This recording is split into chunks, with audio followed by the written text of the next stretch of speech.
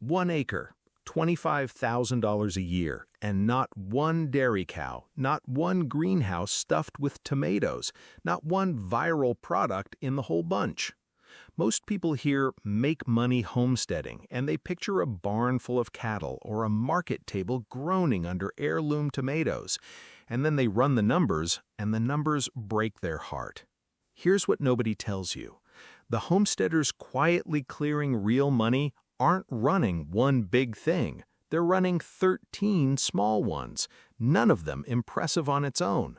Stacked together, they cover the property tax, the feed bill, and then some. Let me show you the math nobody shows. By the end of this video, you'll have the full stack, 13 income streams that fit on a single acre, each one with a real dollar figure attached, adding up to right around 25 grand. Not someday, not if you go viral. Real numbers from real markets, the kind you can start testing this season with what you already own. You'll know which ones are nearly passive, which ones pay fastest, and which one quietly out-earns the rest of the list combined. No fluff, just the ledger. Here's the reality most folks are living. You bought the land, you bought the dream, and somewhere in year 2 you noticed the dream costs money, a lot of it. The feed store knows your name now, and not in a good way. $50 a bag every single week, and the chickens look at you like you still owe them. The grocery chain gets your money for everything you can't grow yet, and every homestead channel you watch makes it look effortless. Soft light, full baskets, a number on the screen that seems impossible. So you copy them. You raise 100 meat birds because a video swore it'd pay for the freezer. Come fall, you've got a freezer full of chicken you can't sell at a price that makes the math work, and a quiet little voice asking what you're doing wrong. The answer is nothing. Nothing's wrong with you. The model is wrong. Because here's what they never put on screen. A lot of those picture-perfect homesteads aren't paying for themselves at all. They're propped up by a spouse's salary or sponsorship checks or ad money that has nothing to do with the farm. You were sold a single stream dream. Find the one magic product, scale it, quit your job by spring. And that dream was designed by people who profit from selling the dream, not from living it. One big stream is fragile. One bad season, one sick flock, one market shift, and it's gone. That's not a personal failing. That's a design flaw. The moment you stop chasing the one big thing, the whole picture changes, because the real money was never in the big swing. It was always in the stack. And this isn't new, by the way. We just forgot it. Walk onto any farm from before the Second World War, and you wouldn't find one enterprise, you'd find a dozen. Egg and butter money, a few hogs, cut flowers by the gate, firewood in winter, a neighbor boarding his horse in the back paddock. The old farm wives kept egg money in one jar and seed money in another. And that quiet diversity is exactly what carried families through droughts and depressions that sank anybody betting on a single crop. The Amish never got the memo that you're supposed to specialize into one thing and pray, and they're stubbornly profitable to this day. What we're doing here isn't a new hustle, it's recovering something that worked for 200 years, right up until a marketing department convinced everybody that bigger and narrower was somehow smarter.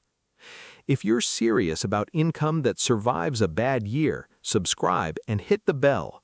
I even broke this whole stack down, costs and all, into a free guide I'll point you to at the end. Stick around for it, because the order you build these in matters more than any single stream, and number 11 quietly out-earns things 10 times its size. Seed garlic, not the garlic you eat, the garlic other growers plant. Food garlic sells for a few bucks a pound. Certified, named variety seed garlic, your music, your chestnut red, moves for $22 to $26 a pound, and growers line up every fall to buy it. A modest bed puts up about 100 pounds of plantable stock. That's roughly $2,200 from a crop you plant in October and forget about till July. It stores for months too, so you're the only one at market not sweating the calendar. Which brings me to something smaller and somehow even better.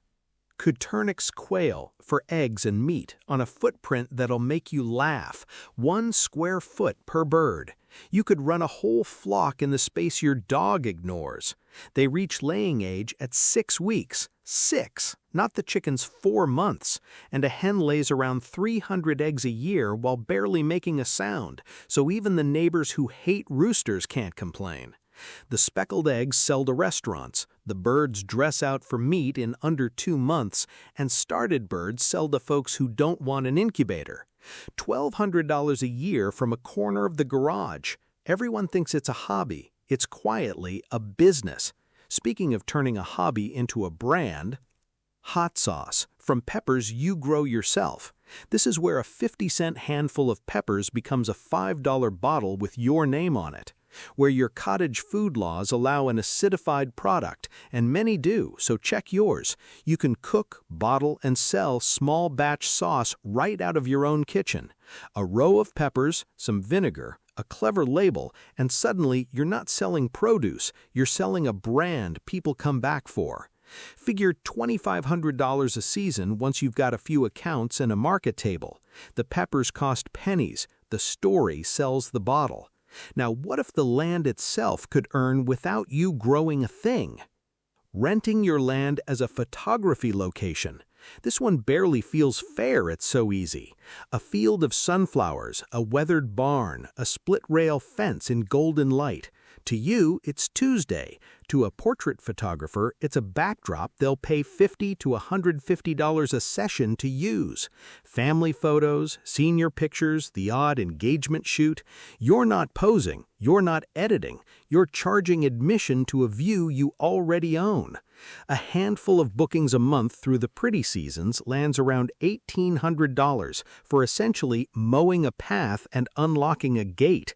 And some of the best money on a homestead works exactly like that, quiet and a little weird. Worms. Castings for gardeners, live bait for anglers. Stay with me. Worm castings are the best fertilizer most gardeners have never priced, and they'll happily pay $10 to $15 a pound. Meanwhile, that same bin grows night crawlers and red wigglers that bait shops and weekend fishermen buy by the cup. It's the only livestock you'll ever own that doesn't escape, doesn't get sick, doesn't need a vet, and works while you sleep in a stack of bins in the shed. About $1,500 a year from worms and kitchen scraps. The next one heats your house and pays you twice. Coppiced firewood. Here's the trick nobody mentions. Certain trees, cut the right way, don't die. They regrow straight from the stump again and again, so you harvest the same trees for decades instead of clear-cutting and replanting. A cord of seasoned hardwood sells for $250 to $400, more in the dead of winter when folks are desperate. 5 cords off a managed woodlot is about $1,500, fuel for your own stove and income for everybody else's. It's hard work, I won't lie, but it's the rare crop that grows back faster the more you cut it. From firewood to something a lot prettier and a lot softer. Goat milk soap and candles, the byproducts that pay better than the product. Keep a couple of dairy goats and you're already drowning in milk, and the milk itself barely sells. But turn it into soap and a single bar goes for $7 all day long at markets and craft fairs and as the gift that quietly recruits new customers. Add beeswax or tallow candles and you've got a shelf of small, beautiful, long-lasting products with real margins. $2,000 a year made from the stuff most people pour down the drain. And once you can make a product, the next move is to make a memory. A kid's birthday party venue, the petting zoo angle. Parents will pay astonishing money to make a birthday somebody else's problem. A couple of friendly goats, some chickens, a hay bale ride, a fenced spot for cake, and you've got a party package worth a couple $100 a booking. Run a handful on weekends through the warm months, and you're at $2,400 a year. The animals you already feed do the entertaining. You mostly point and collect. Yes, it's chaos for 3 hours. No, you will not be sad when they leave. And if you've got the stomach for chaos, the next one is the genuine wild card. A paintball or airsoft field, the wild card. That scrubby back acre where nothing will grow, the brush and the gullies and the leaning old shed. That's not wasted land, that's terrain. Groups of teenagers, bachelor parties, corporate team-building crews, they'll pay an entry fee to run around shooting each other, and they bring their own gear. You're renting rough ground by the head. $1,800 a season from the worst-looking part of your property, the ugliest acre on the place finally earning its keep. From the wild card to the patient long game. A Christmas tree farm, the long game, and I won't lie, it's long. 7 to 10 years from seedling to a sellable tree. But here's why it's worth the wait. Once it's running, you plant in cycles, so every year a fresh batch matures and you harvest forever. A choose-and-cut tree retails for $60 to $80, and after costs, you're netting $30+ per tree. 30 trees a season, families making a whole memory of it, about $1,800 for one busy month in December. Plant them now, and your future self sends back a thank you note. The next one, though, pays you back this week. Dog boarding and daycare, the sleeper that out-earns half this list. Everybody who travels needs somewhere to leave the dog, and a rural spot with room to run beats a concrete kennel every single time. $30 to $45 a night, a bit more for daycare, and you're not buying inventory or planting a thing, you're charging for space and a little attention. Part-time, just weekends and holidays, clears around $2,500 a year easy. The demand is bottomless, and it has no bad season. The only downside? Some of them you won't want to give back. The next two streams are nearly furniture, set 'em and forget 'em. Boat and RV storage, gravel, a fence, and almost nothing else. Everybody who owns a boat or a camper has the same problem. The HOA won't let them park it, and the driveway won't fit it. A flat, well-drained corner with a locking gate solves that for $50 to $90 a space a month at rural rates. 3 spaces rented year-round is roughly $1,800 a year of nearly pure passive income. No feeding, no watering, no animal giving you a look at 5 in the morning. It's the laziest money on this entire list, and I mean that as the highest compliment. Which leaves the closer, the one that sells everything else at the best margin on earth. Item 13. Farm-to-table dinner events. Farm-to-table dinners, the perfect closer, because it sells the output of all 12 streams above it at the highest margin there is. A long table out in the field, string lights overhead, a chef who plates your eggs, your garlic, your peppers, and your goat cheese into a 5-course evening. People pay $90 to $150 a seed for that, and they book it months ahead. 2 small dinners a year, 30-some guests apiece, lands around $2,200, and every plate is a walking advertisement for everything else you sell. That's the stack. $25,000, 13 streams, 1 acre. Now let me tell you why I almost never built it. I didn't start as a believer in any of this. I started as a guy trying to do one big thing the way the videos told me to. My first real go at homestead income, I went all in on a single market garden, rows and rows of vegetables, the whole romantic picture. I worked myself half to death from April to October, and when I sat down that winter and added it up honestly, every seed, every bag of soil, every hour, I'd cleared a little under $2,000 for a season that ate my entire life. Less than $2,000.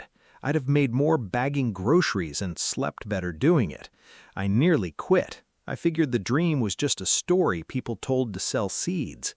What changed wasn't that I found a better crop, it's that I stopped looking for the crop.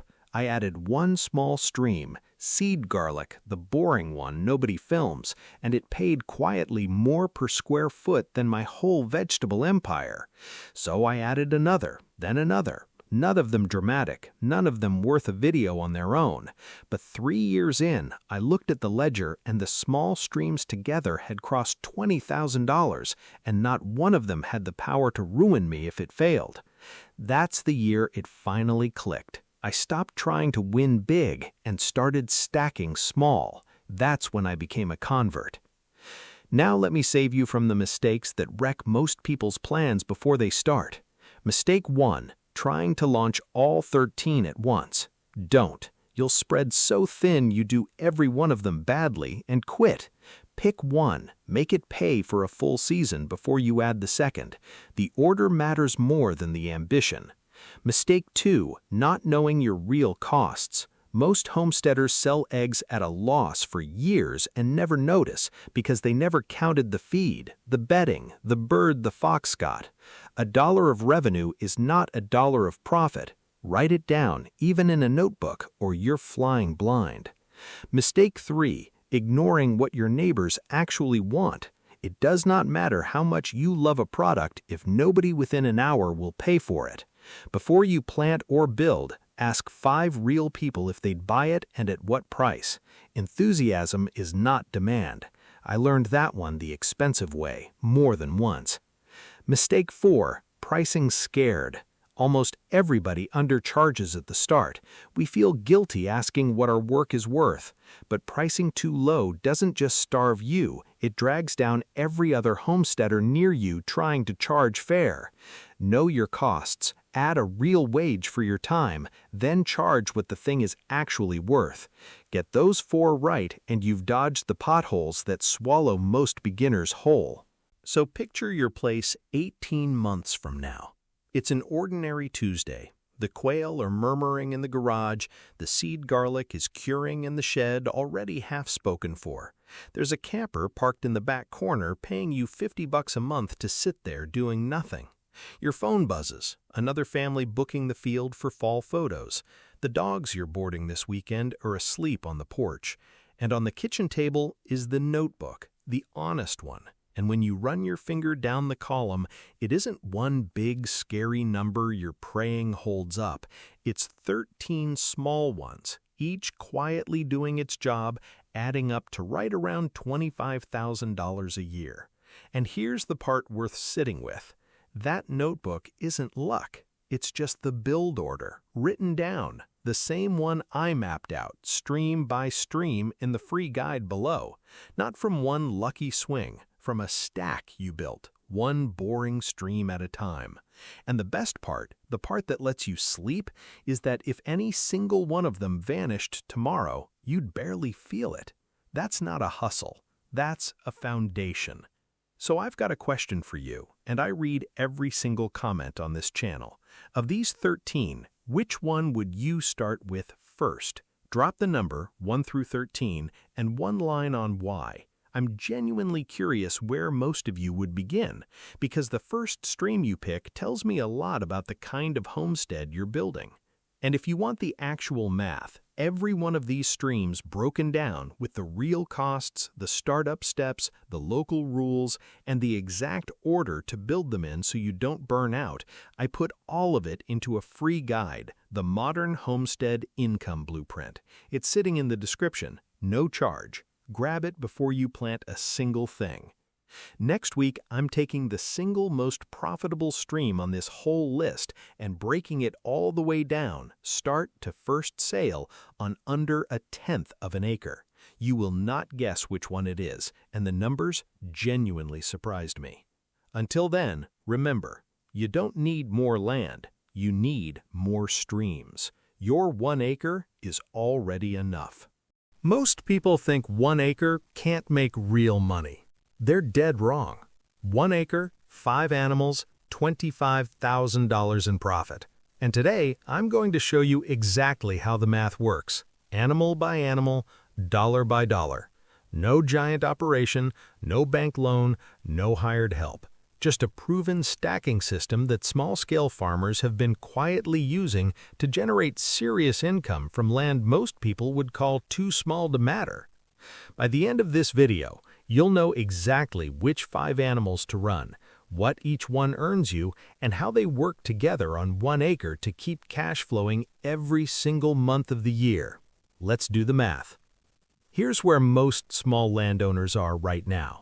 An acre of land, monthly feed bills, property taxes, fencing costs, and at the end of the year, nothing to show for it. The average backyard farmer spends $800 a year on feed and earns back maybe $200 in eggs. That's not farming, that's an expensive hobby. And it's not their fault. Nobody ever showed them the math. Nobody explained that one animal on 1 acre is always going to lose, that a single income stream means a single bad season can wipe you out completely. Most small farmers are one sick animal, one dry summer, one feed price spike away from quitting. The worst part? The information exists. The system works. Farmers running the exact model I'm about to show you are clearing $25,000 a year on land smaller than most suburban backyards. But nobody's connecting the dots for you until today. This system isn't new. It isn't some internet farming hack or a trend that showed up on social media 3 years ago. Farmers have been stacking animals on small plots of land for centuries. Before industrial agriculture took over, before factory farms, before the USDA started telling small landowners what was and wasn't viable, ordinary families were feeding themselves and generating real income from a single acre. They just did it smarter. They understood that animals work together, that one animal's waste is another animal's feed, that a rotating species across the same ground builds soil instead of destroying it, that a small piece of land, managed with the right combination of livestock, produces more per square foot than any monoculture operation ever could. Then commercial agriculture came along and changed the story. They needed you buying feed bags. They needed you dependent on their supply chains, their supplements, their systems. A self-sufficient farmer on 1 acre is a terrible customer, so the knowledge got buried. The integrated small farm model got replaced with specialize in one thing and buy everything else. And for decades, it worked, for them. But here's what they couldn't erase. The math still works. The biology still works. Animals still convert forage, scraps, and pasture into meat, eggs, milk, and fertilizer the same way they always have. And 1 acre, stacked correctly with 5 complementary animals, still produces $25,000 in profit, just like it always did. You just needed someone to show you the numbers. Every animal on this list was chosen for a specific reason, and the 5th one is the one most small farmers completely overlook, yet it alone can add $6,000 a year to your bottom line. Hit subscribe and turn on notifications so you don't miss it. Item 1. Meat rabbits, the $6,000 animal nobody talks about. Let's start with the most underrated moneymaker on this entire list, rabbits. Most people dismiss them. They think rabbits are pets, or at best a novelty. But serious small-scale farmers know that rabbits are one of the highest returning livestock you can run per square foot of land, and they require almost no pasture at all. Here's the math. A single doe produces 4 to 5 litters per year. Each litter averages 7 to 8 kits. At harvest weight of 5 pounds live weight and a dressed weight of roughly 2.5 pounds, you're looking at 140 to 160 pounds of meat per doe annually. Sell that at $6 to $8 per pound at farmers markets or direct to restaurants, and one doe generates $840 to $1,280 a year. Run 6 does and a buck on a small hutch system that takes up less than 200 square feet of your acre, and you're looking at $5,000 to $7,500 per year from rabbits alone. Feed costs for 6 does and a buck run approximately $600 to $800 annually if you're supplementing with garden scraps, forage, and hay. Net profit? Comfortably $5,000 to $6,000. And here's what makes rabbits even smarter than the numbers suggest. Rabbit manure is the only livestock manure you can apply directly to your garden without composting. It won't burn your plants. It's loaded with nitrogen, phosphorus, and potassium. Run your rabbit hutches over your garden beds in rotation, and you're fertilizing your soil for free while producing premium protein. 0 land required, 0 grazing pressure. Pure profit stacked on top of your existing operation. But the next animal on this list is where things start to get really interesting, because this one pulls double duty in a way most farmers never expect. Item 2. Layer hens, the $4,800 engine that runs itself. You already know chickens, but I'd bet you're not running them like this. Most backyard chicken keepers buy commercial feed, collect their eggs, sell a few dozen to the neighbors, and call it a day. They're leaving serious money on the table. Here's the model that actually pays. 50 layer hens on 1/4 piece of rotating pasture. That's it. 50 hens is a manageable flock. One person can care for them in under 30 minutes a day. At peak production, 50 hens in 1/4, a quality breed like the ISA Brown or Highline, will average 45 to 47 eggs per day. That's roughly 320 dozen eggs per month. Sell at $5 to $6 per dozen at a farmer's market or through a local subscription egg box, and you're generating $1,600 to $1,900 per month in revenue. Feed costs for 50 hens run approximately $80 to $100 per month on commercial feed. But here's where your system starts stacking. Your hens are rotating behind your rabbits, scratching through the manure, eating fly larvae and parasites, breaking the pest cycle, and fertilizing your pasture. Your feed bill drops 20 to 30% because your pasture is producing real nutrition. Net monthly profit, $1,200 to $1,500. Annually, that's $14,400 to $18,000 from 50 hens on a 1/4 acre. Now, I know what you're thinking. I said $25,000 total, not $18,000 from chickens alone. Stay with me, because the remaining 3 animals don't just add income, they reduce the costs of everything you're already running. Item 3. Meat chickens, the 8-week cash cycle. This one is about speed. Layer hens give you a monthly income stream. Meat chickens, specifically Cornish cross broilers, give you a fast cash cycle that you can time around your expenses. Here's how it works. Cornish cross broilers go from day-old chick to harvest weight in 8 weeks. You pay roughly $5 to $6 per chick. Feed costs over 8 weeks run approximately $12 to $15 per bird. Total input cost per bird, $17 to $21. Sell live weight at $4 to $5 per pound or processed at $6 to $8 per pound, and a 6-pound finished broiler brings you $24 to $48, depending on how you sell it. Run 50 birds per batch, 3 batches per year, spring, early summer, and fall. That's 150 birds annually. Revenue $3,600 to $7,200 per year. Input costs $2,550 to $3,150.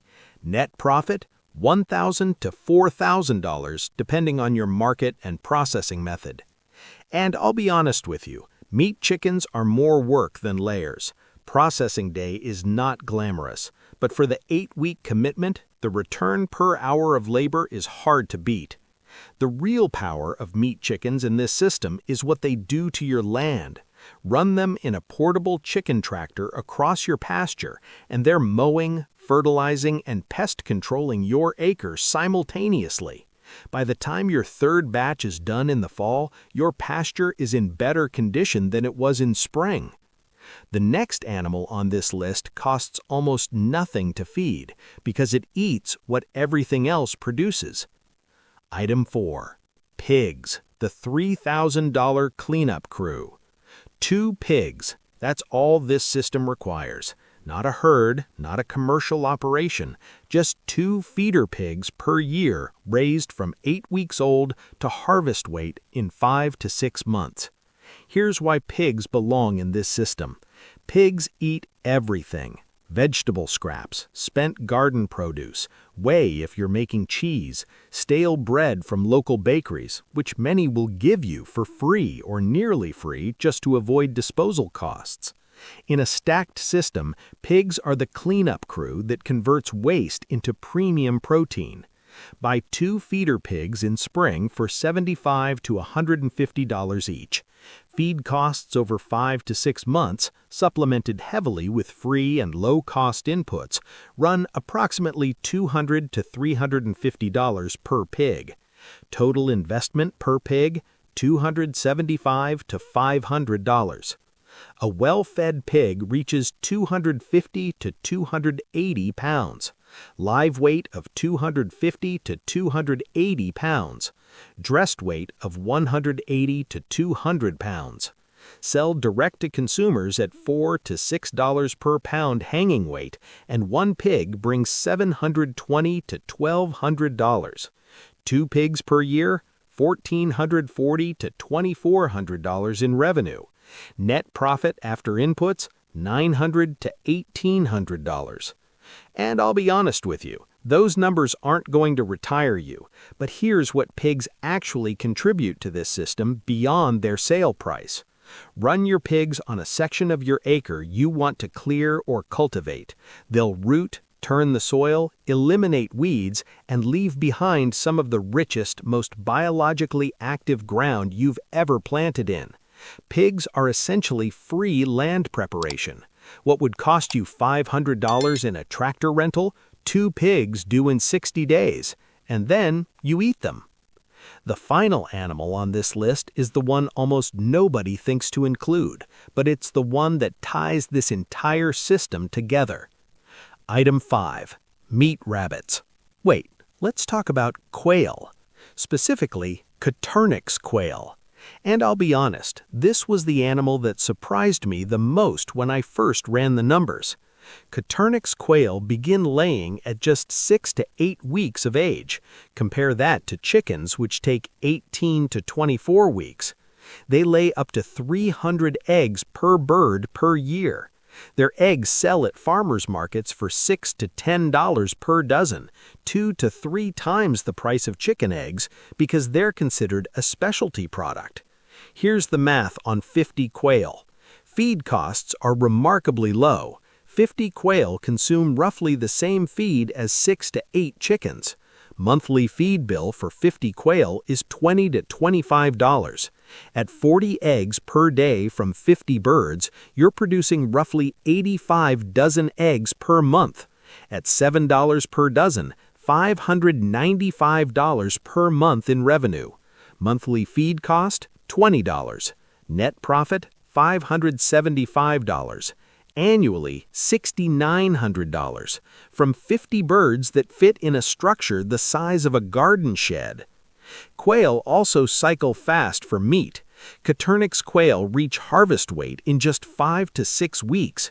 A dressed quail sells for $4 to $6 at specialty markets, butchers, and restaurants. Add a meat cycle to your egg production, and your 50-bird quail operation could push $8,000 to $9,000 annually. But start with eggs, build your market, then add the meat cycle once your buyers are established. Quail are quiet, low odor, require minimal space, and produce a premium product that commands premium prices. They are the most efficient protein and income producer per square foot of any animal on this list. And they slot perfectly into a 1-acre system because they take up almost none of it. I want to tell you about the spring I almost sold our land. We'd been at it for 3 years. Chickens, a small garden, a couple of pigs. We were working hard, spending money, and at the end of every season, I'd sit down with a notebook and try to figure out where the profit had gone. It never added up. Our feed bills were climbing. The egg money barely covered them. The pigs made us a little money, but we'd spent most of the summer hauling feed and fixing fencing. I remember telling my wife that maybe the people who said you couldn't make real money on a small farm were right. Then I met an older farmer at a county fair, the kind of guy who's been doing this for 40 years and doesn't say much unless he means it. I showed him my numbers. He looked at them for about 30 seconds and said, "You're running one thing at a time on land that should be running 5. That sentence changed everything. I went home and started researching stacked livestock systems. I added quail that fall, just 30 birds in a small hutch beside the chicken coop. Within 8 weeks they were laying. Within 3 months, I had a waiting list of customers paying $8 a dozen for eggs I was producing for pennies. The following spring, I added meat rabbits. 6 does, 1 buck, a simple 3-tier hutch system built from reclaimed lumber for under $200. By the end of that year, our operation had gone from losing money to generating over $19,000 in net profit on the same acre we'd been working for 3 years. We didn't buy more land, we didn't take out a loan. We just stopped running one animal at a time and started running a system. That's what I want for you. Before you run out and buy every animal on this list, stop. These 5 mistakes will turn this system into an expensive mess fast. Mistake 1. Starting all 5 animals at once. Get fired up, launch everything simultaneously, and you're building 5 enclosures and managing 5 learning curves before a single animal earns $1. Start with 2, get tight, then add the next one. Mistake 2. Underpricing your product. Farmers doing everything right but selling eggs at $2.50 a dozen because they're scared to charge more. Your product is local, pasture-raised, and premium. Price it that way. Know your true cost of production and charge above it every time. Mistake 3. Ignoring pasture rotation.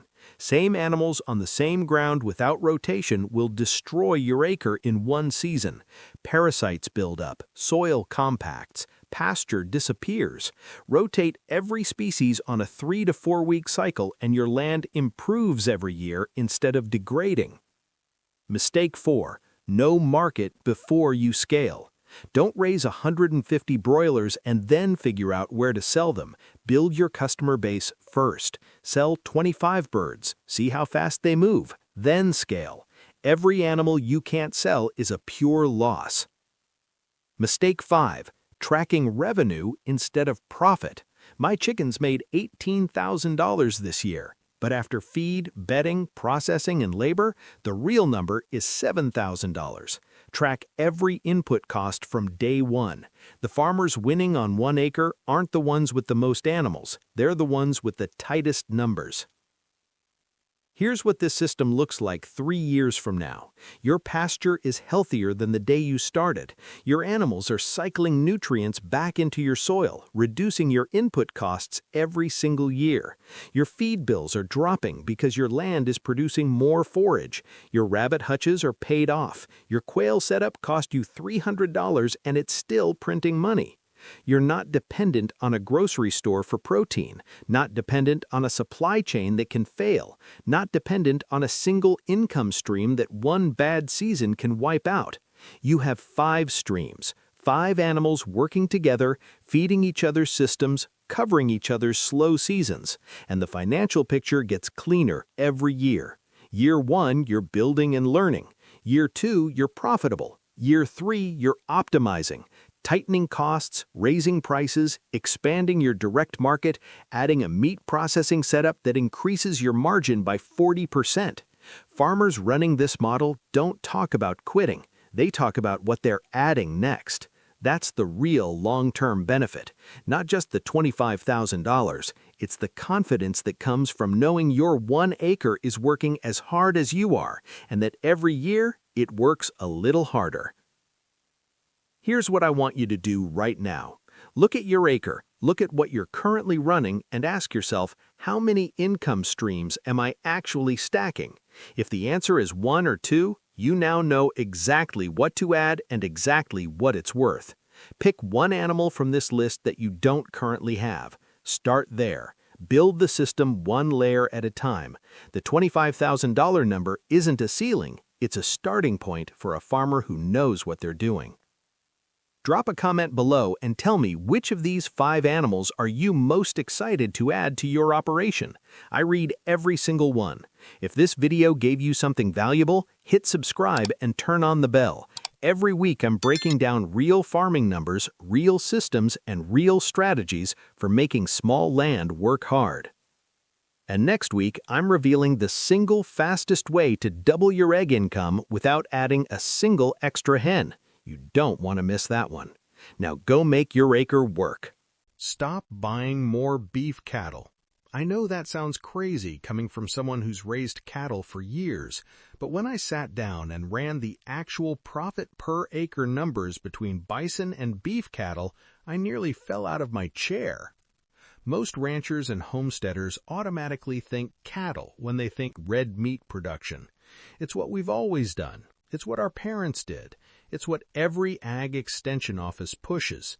But here's what nobody's telling you. According to USDA data, small-scale bison operations are earning 2 to 3 times more net income per acre than comparable beef cattle operations.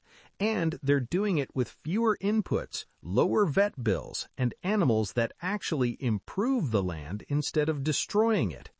By the end of this video, you're going to see the exact dollar-for-dollar breakdown of bison versus beef cattle on the same acreage. And once you see these numbers, you'll understand why some of the smartest ranchers in the country are quietly making the switch. Let's talk about what beef cattle are actually costing you, because most people don't run the real numbers. They just keep doing what they've always done and hope it works out. The average cow-calf operation in the U.S. spends between $800 and $1,200 per cow per year just on feed, hay, and mineral supplements. That's before you factor in vet bills, deworming, vaccinations, fencing repairs, and fuel for hauling hay all winter. Now here's where it gets ugly. After all those expenses, the average beef producer nets somewhere between $50 and $150 per acre annually. Some years they lose money entirely. One bad drought, one spike in hay prices, and your entire margin evaporates overnight. And the market? You're competing against massive feedlot operations that can undercut you on price every single day. You're selling into a commodity system where you have zero control over what your animals are worth. Meanwhile, feed costs have jumped over 30% in the last 5 years alone.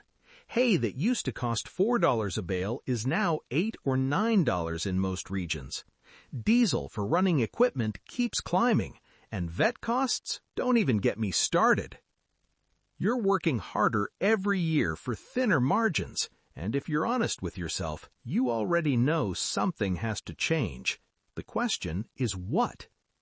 Here's what most people don't realize. Before cattle ever set foot on American soil, bison were the dominant grazing animal on this continent for over 10,000 years. Native American tribes managed massive bison herds across millions of acres, and the land thrived. The grasslands were richer, the soil was deeper, and the ecosystem was more productive than anything modern cattle ranching has ever achieved. Bison didn't need grain. They didn't need hay barns. They didn't need deworming schedules or antibiotics. They evolved to convert tough native grasses into dense, nutrient-rich protein with almost zero human intervention. Then the commercial cattle industry moved in. Bison were nearly wiped out, and we replaced a perfectly adapted low-input animal with one that requires constant feeding, constant medication, and constant management just to survive on the same land. For over a century, the beef industry told us beef were the only viable red meat option, that bison were relics, novelty animals for tourists and national parks. But the old-timers knew better, and now the science is catching up. Modern ranchers who've switched to bison report feed cost reductions of 50% or more compared to cattle. Their land is regenerating instead of degrading, and their per-acre profits are numbers that most beef producers haven't seen in decades. The knowledge was never lost, it was buried, and today we're digging it back up. If you want to stop bleeding money on cattle and start building a ranch that actually pays you back, subscribe right now, because the numbers I'm about to show you will change everything. Item 1. Feed costs, the first number that changes everything. This is where the bison advantage hits hardest. A typical beef cow eats 25 to 30 pounds of hay per day during winter. That's roughly 3 tons of hay per cow over a single winter season. At current prices, you're looking at $500 to $700 per head just to get through the cold months. Bison, they forage through snow. Their massive heads work like snow plows, sweeping aside 12 inches of cover to reach dormant grasses underneath. They evolved doing this for thousands of years across the northern plains. Most bison ranchers report spending less than $200 per head annually on supplemental feed. Some spend nothing at all, depending on their pasture quality and climate zone. I'll be honest with you, when I first heard those numbers, I thought somebody was exaggerating, but ranch after ranch confirms it. Bison simply don't need the constant input stream that cattle demand. The practical step here is simple. Calculate what you spent on hay and feed last year for your cattle. Write that number down. Now cut it by 50 to 70%. That's your bison feed budget on the same acreage. But feed is only one piece of the puzzle. The next comparison might surprise you even more. Item 2. Meat price per pound. Premium versus commodity. Here's where bison absolutely crushes beef in the profit column. Average ground beef at wholesale sells for $3 to $5 per pound. Steaks and premium cuts bring a little more, but you're still locked into commodity pricing where the feedlots set the floor. Bison meat? Retail ground bison sells for $8 to $15 per pound. Premium cuts like ribeye and tenderloin fetch $18 to $35 per pound, depending on your market and sales channel. One finished bison yields 400 to 500 pounds of retail cuts. At direct-to-consumer pricing, that's $3,200 to $7,500 per animal. Compare that to $1,800 to $2,500 you'd get from a beef steer sold the same way. And here's the kicker. Bison buyers don't haggle. Health-conscious consumers, high-end restaurants, and specialty retailers are actively searching for reliable bison suppliers. Many operations are sold out months in advance. Customers pre-order quarters and halves before the animals are even ready for harvest. You're not begging for buyers. Buyers are begging for you. Start by researching direct-to-consumer pricing in your area. Check local farmers markets and restaurant wholesale rates for bison. You'll see immediately why this math works. Now let's talk about a hidden cost that destroys beef profits quietly. Vet bills and health costs, the silent profit killer. This one surprised me the most. Beef cattle require a constant rotation of vaccinations, deworming treatments, antibiotics, and fly control programs. The average cow-calf operation spends $80 to $150 per head per year on veterinary and health inputs, and one sick animal can easily cost you $500 or more in emergency vet bills. Bison are a completely different story. These animals evolved to fight off disease without human help. They have naturally higher resistance to bovine respiratory disease, parasites, and most common cattle illnesses. Most bison ranchers spend under $30 per head annually on health-related costs. Many spend close to zero because they simply don't need the same intervention schedule. That's not me guessing. That's data from the National Bison Association and confirmed by ranchers running both species side by side. Your practical move? Add up every vet visit, every dewormer purchase, every vaccine dose from last year. That total is money you could keep in your pocket with bison. Over a 20-head herd, the savings alone could pay for new fencing infrastructure within 2 years. But the next advantage goes beyond your wallet entirely. Land health, the animal that fixes your pasture. Most beef cattle operations deal with overgrazing, soil compaction, and declining pasture quality. It's a slow drain that costs you more every year as you need more inputs to compensate for weaker grass. Bison do the opposite. They actually heal the land. Their hooves aerate compacted soil. Their grazing patterns encourage plant diversity because they move constantly instead of camping on the same patch. They don't congregate around water sources and destroy riparian areas the way cattle do. Ranchers who've transitioned from cattle to bison consistently report thicker grass, better water retention, and improved soil biology within just 2 to 3 growing seasons. One Montana operation documented a 40% increase in forage density after switching from cattle to bison over a 5-year period. That means more carrying capacity on the same acres without buying a single additional input. If your pastures are struggling, bison aren't just a livestock switch. They're a land restoration strategy that pays you while it works. Here's your step. Get a soil test now. Document your baseline. If you switch to bison, test again in 2 years. The improvement will speak for itself. Now let's address the one area where bison cost more up front. Fencing and infrastructure, the real startup investment. I'm not going to sugarcoat this one. Bison fencing costs more than standard cattle fencing, period. Bison are powerful animals. They can jump 6 feet. They can crash through weak fencing like it's paper. You need a minimum of 5 to 6 foot high tensile wire or pipe fencing to contain them safely. Standard cattle barbed wire won't cut it. Budget roughly $8,000 to $12,000 per mile for proper bison perimeter fencing, compared to $3,000 to $5,000 for cattle fencing. That's a real number, and you need to plan for it. But here's what smart ranchers do. They phase the transition. Start by converting one pasture with proper bison fencing. Run a small starter herd of 10 to 15 animals.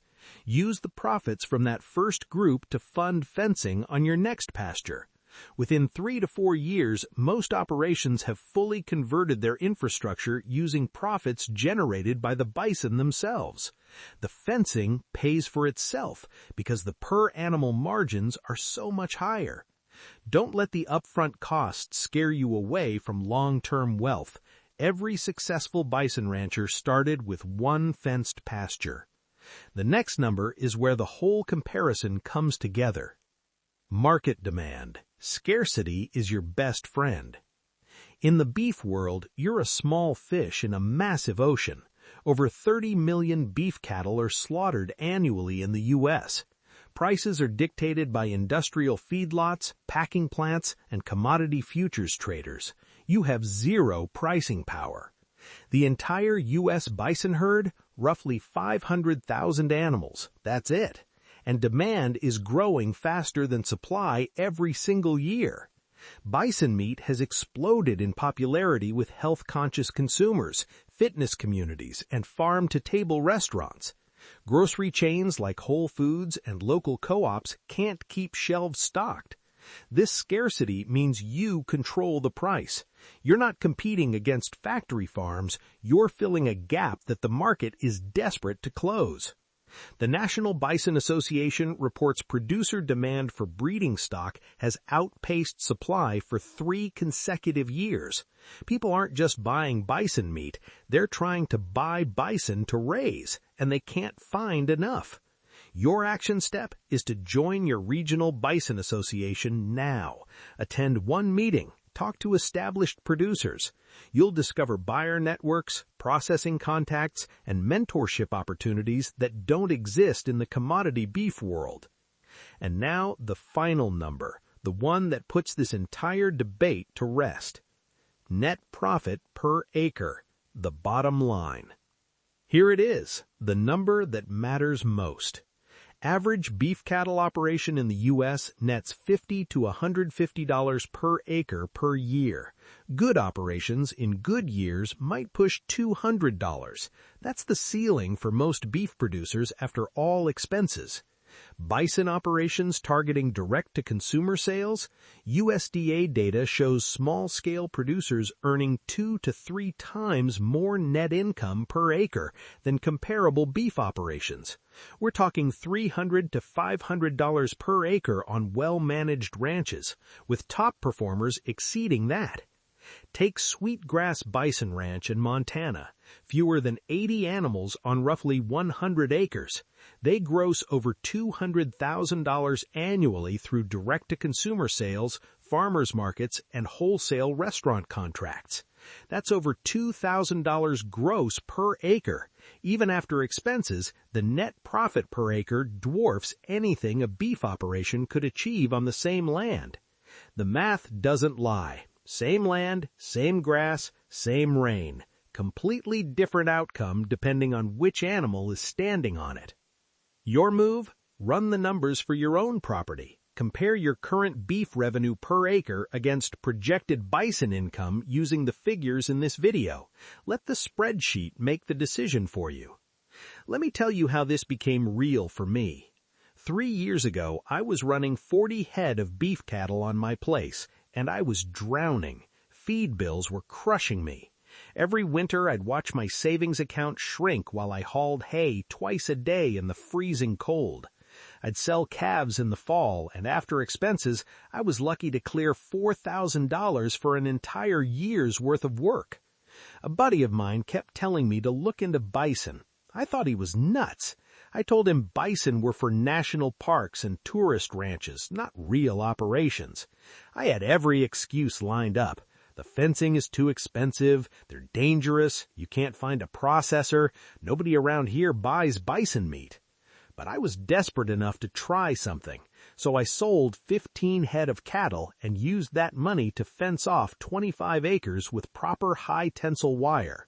I bought 8 bison heifers and 1 bull from a producer 2 states over. That first year, I spent almost nothing on feed. No deworming, no antibiotics, no emergency vet calls at 2 a.m. The bison just grazed and grew. When I harvested my first 4 animals and sold the meat direct to consumer through a simple website and 1 farmer's market, I netted more from those 4 bison than I had from 40 cattle the year before. I'm not exaggerating. That's when everything changed for me. I was skeptical for years. Now I'm a complete convert, and my only regret is not starting sooner. Now, before you rush out and buy bison tomorrow, let me save you from the mistakes that wreck people in their first year. I've seen every one of these happen. Mistake number 1, using cattle fencing and hoping for the best. This is the fastest way to lose your entire herd and your neighbor's trust. Bison will go through standard barbed wire like it doesn't exist. A 1,500-pound bull can clear a 5-foot fence from a standing start. If you don't invest in proper 6-foot high tensile or pipe fencing from day one, you'll spend more chasing escaped animals than you would have spent doing it right. No shortcuts here. Mistake number 2, trying to handle bison like cattle. Bison are not domesticated animals. You cannot crowd them into a squeeze chute the way you would a Hereford. They respond to pressure differently. They panic faster. They're stronger and more explosive. You need proper handling facilities designed for bison, with curved alleyways, solid-sided panels, and no dead ends. Ranchers who try to muscle bison with cattle equipment end up with broken fences, injured animals, and hospital visits. Mistake number 3. Scaling before you have buyers lined up. This is the business killer. Bison margins are incredible when you're selling direct to consumer at $15 to $25 per pound. But if you raise 30 animals and don't have a sales channel ready, you'll end up selling at auction for commodity prices and wiping out your entire advantage. Build the market first. Start with a small herd. Prove you can sell every pound before you add a single animal. Mistake number 4. Ignoring local processing availability. Bison require USDA-inspected meat processing if you're selling meat commercially. Many small-town processors either won't handle bison or have waiting lists that stretch 6 to 12 months out. Before you buy your first animal, call every processor within 150 miles and book your slots. No processor access means no profit, no matter how good your herd looks. Now zoom out and picture where this puts you in 5 years. Your pastures are thicker and healthier than they've ever been because the bison are regenerating the land every season. Your feed bill is a fraction of what it used to be. No more hauling hay in January, no more praying for rain so you can afford another round bale. Your freezer customers are loyal. They pre-order every year before harvest. Restaurants call you asking for availability instead of you begging for shelf space. You control your pricing because you're in a market with real scarcity and growing demand. Your vet expenses have dropped by 70% or more. That money stays in your account instead of flowing to the feed store and the clinic. And here's the part nobody talks about. The stress is gone. You're not fighting the economics of commodity beef anymore. You're not one bad year away from selling out. You're running an operation that actually builds wealth instead of slowly bleeding it. That's not a fantasy. That's the reality for bison producers who did the work to set it up right. And it can be your reality within 3 to 4 years of making the switch. I want to hear from you. If you had 50 acres right now, would you stock it with beef cattle or bison? Drop your answer in the comments and tell me why. I read every single one. If this video opened your eyes to what's possible, hit that subscribe button and tap the bell so you never miss a breakdown like this. We put out new content every week designed to help you build a profitable, self-sufficient operation on real-world acreage. And speaking of profitability, in the next video, I'm breaking down the 5 biggest mistakes new bison ranchers make in their first year and how to avoid every one of them. You're going to want to see that before you spend a single dollar on fencing or breeding stock. The system wants you stuck in commodity beef forever. But now you've got the numbers, you've got the knowledge, and you've got a choice. What you do next is up to you. Most homesteaders are broke, and it is not because they're lazy. It is because they are doing more, not better. You are working 14-hour days. You are raising every animal you can fit on your land. You are selling eggs at $4 a dozen and wondering why the numbers never add up. Here's the truth nobody tells you. The homesteaders actually making real money are not doing more. They are doing fewer things smarter in a specific order that most people skip entirely. Today, I'm going to show you 10 proven ways to make money from your homestead. Not theory, not Pinterest fantasies, real income streams that work on 5 acres or less. And by the end of this video, you will know exactly which one to start with, the biggest mistakes to avoid, and the step-by-step system that turns a struggling homestead into one that actually pays the bills. Here's what's really happening on most homesteads right now. Feed prices are up 30 to 40% since 2021. A single bag of layer feed that used to cost $14 is now pushing $20 or more. Hay has nearly doubled in some regions. Vet bills keep climbing, and the price you can charge for a dozen eggs at your local market has barely moved. You are spending more and earning less every single season. And the advice you keep hearing, raise more chickens, add goats, start a bigger garden, scale up. But nobody tells you that scaling up without a system is the fastest way to burn out and go broke at the same time. I've watched homesteaders double their flock, take on a second farmer's market, expand their garden by half an acre, and end the year with less money than they started with. Their costs ballooned faster than their sales. Sound familiar? The real problem isn't your land, it's not your animals, it's not even your work ethic. The problem is the order you are doing things in and the income streams you're choosing. Most homesteaders pick the hardest, lowest margin products first and wonder why nothing works.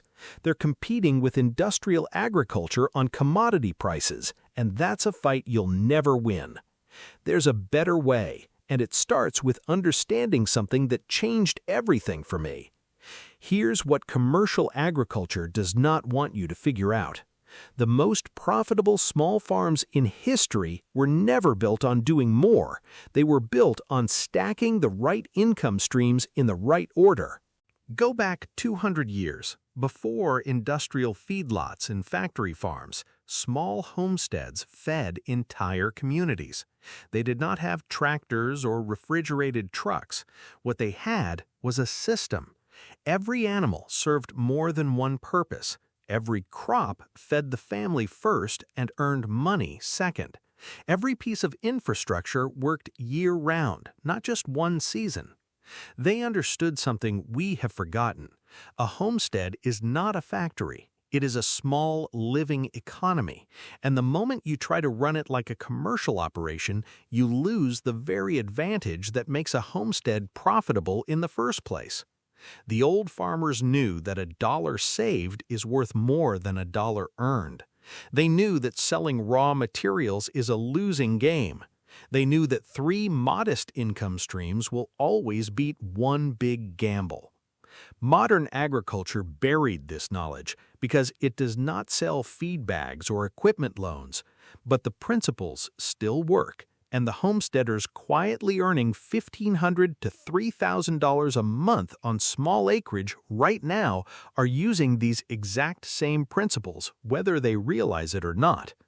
I actually put together a complete guide that lays out this entire system step by step. I will tell you more about it later, but first, let me show you exactly what these income streams look like. If you want to build a homestead that actually pays the bills instead of draining your bank account, subscribe and hit the bell right now, because what I'm about to share will change everything. Item 1. Microgreens. This is the single fastest way to start earning money from your homestead, and you don't even need outdoor space to do it. Microgreens grow indoors, on shelves, in trays, under basic grow lights. They're ready to harvest in 7 to 14 days, not months, days. Sunflower shoots, pea shoots, radish, broccoli. Restaurants and health-conscious buyers pay $15 to $25 per pound for these tiny greens. Here's why this works on 1 acre or less. You can run a profitable microgreens operation in a single spare room, a garage, or even a basement corner. One homesteader I know clears $600 a month from a shelving unit that takes up 40 square feet. That's less space than a garden shed. Start with 2 or 3 varieties. Approach 1 local restaurant. Deliver weekly. Once you nail consistency, add more accounts. The startup cost is under $300, and most people see their first sale within 3 weeks. But here's the catch most people miss. Restaurants need reliability. Miss 1 delivery and you lose the account. Build a schedule and stick to it like your income depends on it, because it does. The next one on this list might surprise you even more. If I had to pick the highest profit per square foot of anything you can grow, it would be cut flowers. And this is one of the most overlooked homestead income streams out there. Dahlias, zinnias, sunflowers, snapdragons, a well-managed quarter-acre flower plot can out-earn a full acre of vegetables. Bouquets sell for $10 to $25 at farmers markets. A flower subscription where customers pay up front for weekly bouquets smooths your cash flow beautifully. And wedding florists will pay premium prices for locally grown seasonal stems. Here is the real hidden money. You pick flower fields. Charge families $5 admission plus a per-stem price during peak dahlia or sunflower bloom. They pick the flowers, they take the photos, they post it all over social media. You get paid, and you get free marketing. The work is daily. Flowers demand attention, cutting, conditioning, replanting, but the margins are unlike anything else in the growing game. A $200 investment in dahlia tubers can return $2,000 or more in a single season. And speaking of crops that store and sell at premium prices, garlic farming. Garlic was the crop that taught me what real margins look like on a small homestead. Hardneck garlic goes in the ground in autumn and comes out the following summer. It requires minimal attention through winter. And here is the beautiful part. It stores for months. You are not racing the clock to sell it before it rots like tomatoes or lettuce. A single pound of seed garlic from the right variety sells for $15 to $30. Compare that to commodity garlic at the grocery store for $3. You are not competing with the supermarket. You are in a completely different market. Braids, peeled cloves, garlic powder, black garlic, each one adds a new revenue layer from the same crop. And other homesteaders will gladly pay premium prices for quality seed stock they can plant themselves. The key is soil. Skip the soil preparation and your bulbs will be small no matter how nice your packaging looks. Invest in your beds first. The garlic will reward you for years. Now, let me shift from what you grow to what lives on your property. Worm farming. If you're looking for the lowest startup cost and the fastest path to your first dollar, this is it, every time. Vermicomposting, raising worms to produce castings, is one of the highest margin operations you can run in a tiny space. You can start for under $50. A bin, some bedding, kitchen scraps, and a pound of red wigglers. That is your entire startup. Worm castings sell for $1 to $3 per pound to gardeners. The worms themselves sell to fishermen, to other composters, and to homesteaders building their own soil systems. A single bin can produce sellable product within 60 days. But here is where it gets really smart. Worm farming stacks with everything else on your homestead. Chicken manure feeds the worms. Worm castings feed your garden. Your garden feeds your family and your customers. Every system makes the next one stronger. I actually break down the exact stacking strategy in my complete homestead income guide, which I will tell you about shortly. But first, the next one is a game changer. Item 5. Beekeeping. Bees are the ultimate multi-income animal on a homestead, and most people only think about honey. Yes, honey sells well. A single strong hive can produce 30 to 60 pounds in a good year, and raw local honey commands $10 to $15 per pound at farmers markets. That is solid. But the real money is in the bees themselves. Nucleus colonies, starter hives for other beekeepers, sell for $150 to $250 each in spring. Queens sell for $30 to $50. Beeswax goes to soap makers and candle makers. Propolis sells to natural health buyers. And your bees pollinate everything on your property for free. Your flowers, your fruit trees, your garden. Start with 2 hives. Learn the rhythm for 1 full year before expanding. You will lose hives, you'll get stung, but by year 2, a small apiary of 5 to 10 hives can generate $3,000 to $8,000 annually across all product lines. And that brings me to something most homesteaders completely ignore. Item 6. Value-added products: soap, candles, and balms. Stop selling raw materials. Start selling what raw materials become. This one shift will do more for your homestead finances than almost anything else on this list. A bar of handmade soap earns several times what the same oils and lye cost you. A beeswax candle earns far more than the raw wax. A jar of calendula salve made from herbs you grew yourself carries margins that would make a retail store jealous. Cold process soap, beeswax candles, herbal lip balms, healing salves. These products have a long shelf life, they travel well, and they make incredible gifts that introduce new customers to your brand. The startup is moderate: molds, oils, lye, fragrance, labels. The learning curve is real but not steep, and in many regions, cottage industry laws let you sell from home or at markets without a commercial facility. This is one of the 5 rungs on what I call the homestead income ladder in my guide. It is the stage where your income jumps dramatically. More on that in a minute. Now here is a sneaky, profitable one. Item 7. Dried herb and spice blends. The margins on this are almost embarrassing. Mint, lemon balm, chamomile, oregano, rosemary, sage, most of these grow like weeds with minimal care. You harvest them, dry them, blend them into custom teas or spice mixes, package them in a nice bag or tin with a label, and sell them for $8 to $15 per unit. Your raw material cost is nearly zero if you are growing the herbs yourself. The packaging is a couple of dollars. The rest is pure profit. Custom tea blends and spice rubs work beautifully at markets, online, and as part of gift sets during the holiday season. And because they are shelf-stable, you can batch produce in summer and sell through winter. The key here is your story. A generic herb blend from a big company is forgettable. A hand-blended tea from a real homestead with your name and your story on the label, that commands a premium every single time. The next few items shift from products to something even more profitable. Item 8. You-pick operations. People will pay more for an experience than for a product, and you-pick is the simplest way to turn your land into the attraction.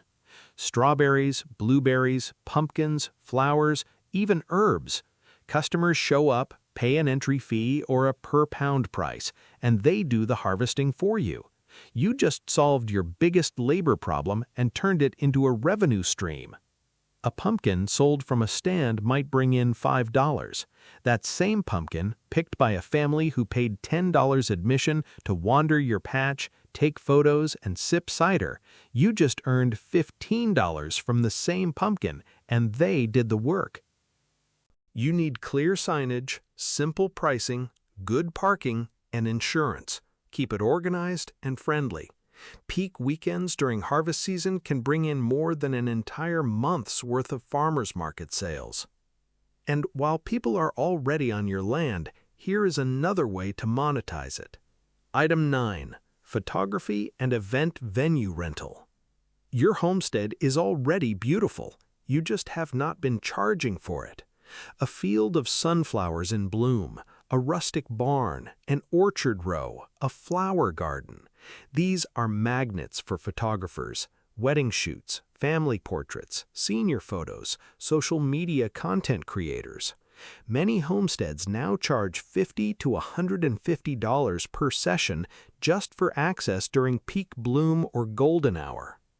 And if your property can handle it, farm weddings and farm-to-table dinner events are some of the most lucrative income streams in all of homesteading. A single farm wedding can bring in more than an entire season of vegetable sales. This does require insurance, parking, and a willingness to have strangers on your land. It is not for everyone, but for those whose temperament suits it, this is where the numbers get genuinely exciting. Now, the final one, and I saved the most powerful for last, Item 10, workshops and online courses. Everything you have learned on your homestead has value, and this is the only income stream that scales without consuming more of your land, your animals, or your time. A workshop on your property, soap making, beekeeping basics, bread baking, garden planning, can charge $50 to $150 per attendee. Fill 10 seats on a Saturday, and that is $500 to $1,500 for a single day. Feed them lunch from the farm, and the experience sells itself. But here's where it really gets powerful. Record that same workshop once, package it as an online course, and it can sell for years without you lifting another finger. An ebook, a video series, a membership community. Knowledge scales in a way that physical products never can. The catch is credibility. You have to have done the work before you teach it.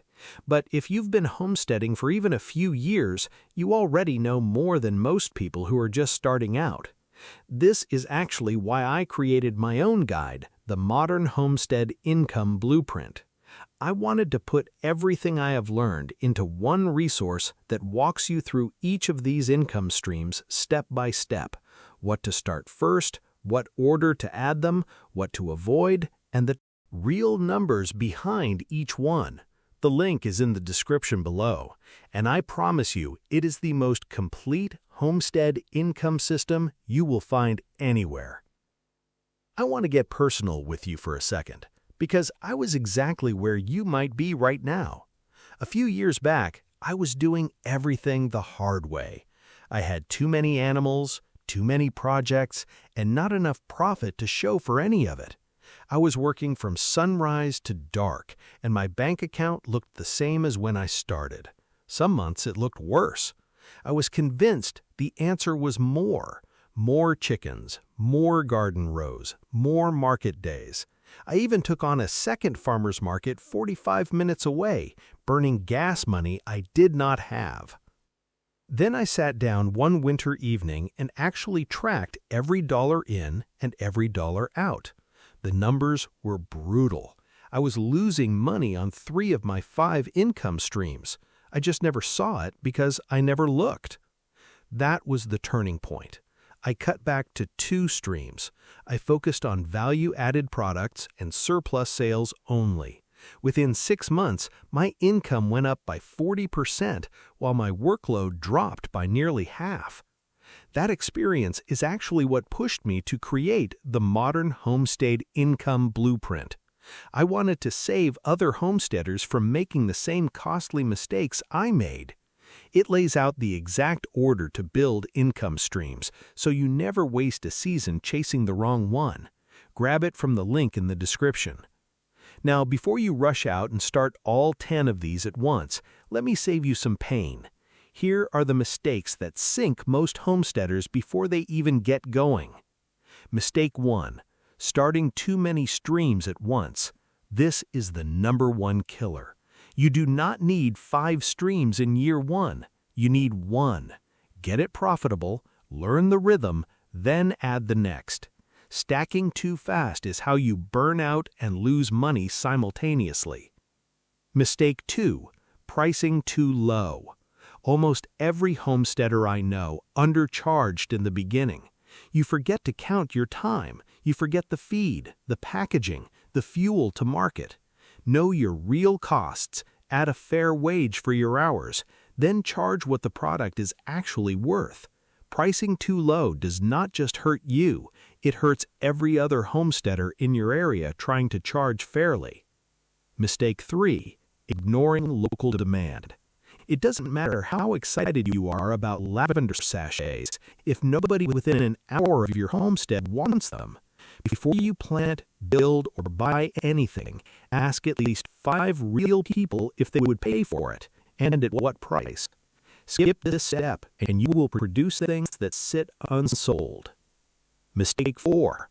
Copying what you see online without checking the math. That beautiful homestead on social media might be funded by sponsorship deals and off-farm income you cannot see. Watch the work. Question the numbers. Build for your market, not someone else's highlight reel. Picture this 12 months from now. You have 2 or 3 income streams running smoothly. Your microgreens deliver to a restaurant every Wednesday like clockwork. Your value-added products sell out at the Saturday market before noon. Your worm castings have a waiting list. Your feed costs are lower because your systems stack. Every output feeds another input. Your grocery bill has dropped because you eat from your own land first. $1 saved is worth more than $1 earned because you pay no tax on it and spent no time chasing it. You are not working more hours, you are working smarter ones. Your homestead is not draining your savings anymore, it is building them. That is not a fantasy, that is what happens when you follow the right system in the right order. And that is exactly what the Modern Homestead Income Blueprint walks you through. 1 stream, 1 season, 1 step at a time. Link is in the description. Now I want to hear from you. Which of these 10 income streams are you going to start first? Drop your answer in the comments right now. And if you're already running one of these, tell me how it's going. I read every single comment. If you are serious about building a homestead that actually supports your life, grab the Modern Homestead Income Blueprint from the link in the description. It covers every income stream in this video and dozens more, with the exact order to build them, the real numbers, and the mistakes to avoid. It's the guide I wish I had when I started. Hit subscribe and the bell because next week I'm breaking down the exact stacking strategy that turns two small income streams into a complete homestead economy. You do not want to miss that one. Your homestead has everything it needs to pay the bills. You just need the right system. Now go build it. Most people think you need 20, 40, maybe even 100 acres to actually make money from your land. That is a lie. The truth is, one single acre laid out the right way can generate 6 separate income streams running at the same time. And I'm going to show you the exact layout, the exact math, and the exact dollar amounts for each one. No guesswork, no it depends. Real numbers. Some of these streams will pay you weekly, others will hit once a season and cover an entire mortgage payment. Stacked together, they can replace a part-time job or more. By the end of this video, you'll have a complete blueprint for turning 1 acre into a working income machine. And I'll be honest, this changed how I think about every square foot of my own property. Let's get into it. Here's what nobody tells you when you start homesteading. Most people who buy land with big dreams end up spending more money than they make, and it's not even close. The average backyard homesteader spends $3,000 to $5,000 a year on feed, fencing, seeds, and supplies, and brings back maybe $800 in egg sales and a few bags of tomatoes they could have bought for $40. That's not a homestead. That's an expensive hobby. And I get it. I've been there. You watch someone online with a beautiful farm, 15 animals, a massive garden, and you think, I just need to do all of that. So you buy chickens, plant everything you can think of, maybe add a couple goats. 6 months later, you're exhausted, your feed bill is through the roof, and your income wouldn't cover a tank of gas. The problem isn't your land. The problem isn't your work ethic. The problem is layout and strategy. Nobody taught you which income streams actually work on small acreage. Nobody showed you how to position them on your property so they feed into each other instead of competing for your time and money. Most homesteaders are working hard on the wrong things in the wrong order, and that is exactly what we're going to fix today. Here's what's interesting. This idea of stacking multiple income streams on small acreage is not new, not even close. For centuries, small farmers across Europe, Asia, and early America ran exactly this kind of system. A cottage garden fed the family. A small flock produced eggs for the table and extras for the neighbor. Herbs were dried and sold at market. Beeswax became candles. Fruit became preserves. Every corner of the land had a job. These families didn't have 200 acres. They had 1 or 2, and they built modest but real livings from it because they understood something that modern agriculture made us forget. Profit per square foot matters more than total acreage. A well-managed quarter acre of high-value crops can out-earn many hectares of commodity production. That's not opinion, that's history. The problem is that somewhere along the way, commercial farming convinced us that bigger is better. More land, more animals, more equipment, more debt. And smallholders started copying that model, which is a losing game when you're on 1 acre competing against a 1,000-acre operation. What I'm about to show you is the old model rebuilt with modern numbers. 6 income streams mapped onto a single acre with the exact math behind every one. This isn't theory. This is the same framework I broke down in detail inside the Modern Homestead Income Blueprint, a complete guide I put together for people who want to build real income from small acreage without burning out or going broke. I'll tell you more about that later, but first, let's build your layout. We're about to walk through all 6 income streams with real dollar amounts, and stream number 4 is the one most homesteaders completely overlook. Subscribe now so you don't miss a single one. All right, picture your 1 acre from above. We're going to divide it into 6 zones. Each zone runs its own income stream. Some overlap, some feed into each other. That's by design. Let's walk through the layout zone by zone with exact numbers. Zone 1. Cut flower farming. Quarter acre. This is your highest profit per square foot zone, and it's not even close. Cut flowers, dahlias, zinnias, sunflowers, snapdragons are one of the most overlooked income streams on small acreage. A well-managed quarter acre of flowers can produce 400 to 600 bouquets per season at $10 to $15 per bouquet direct to consumer.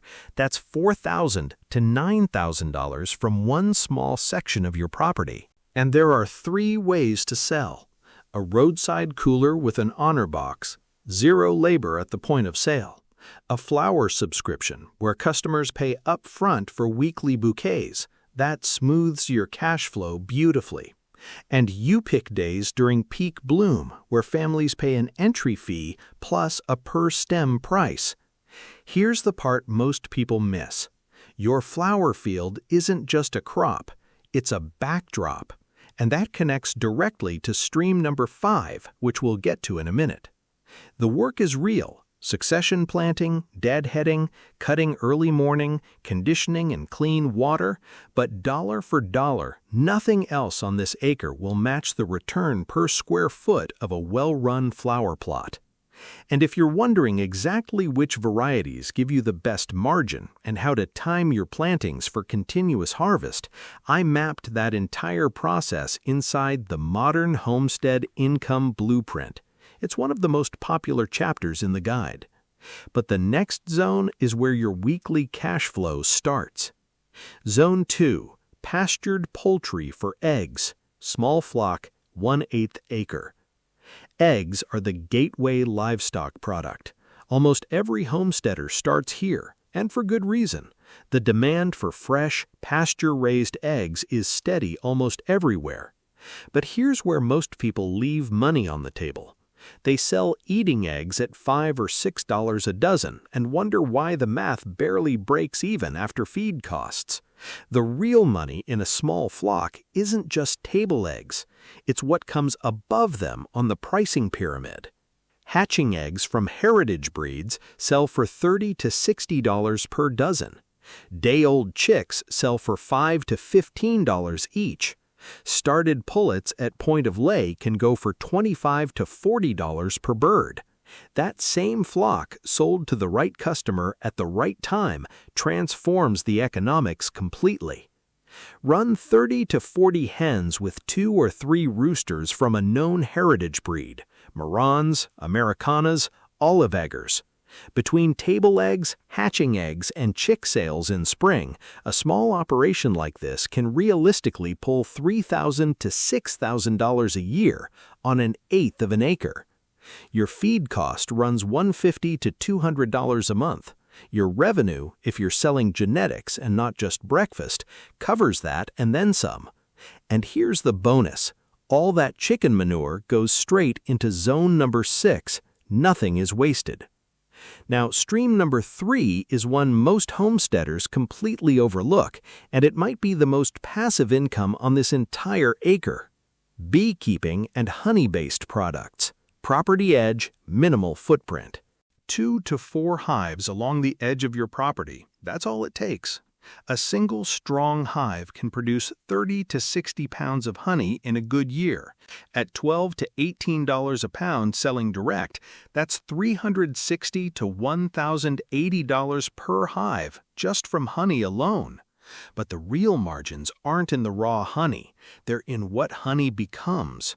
Infused honeys with herbs or chili peppers, whipped honey, beeswax candles, which command premium prices, lip balms and salves made from your own beeswax.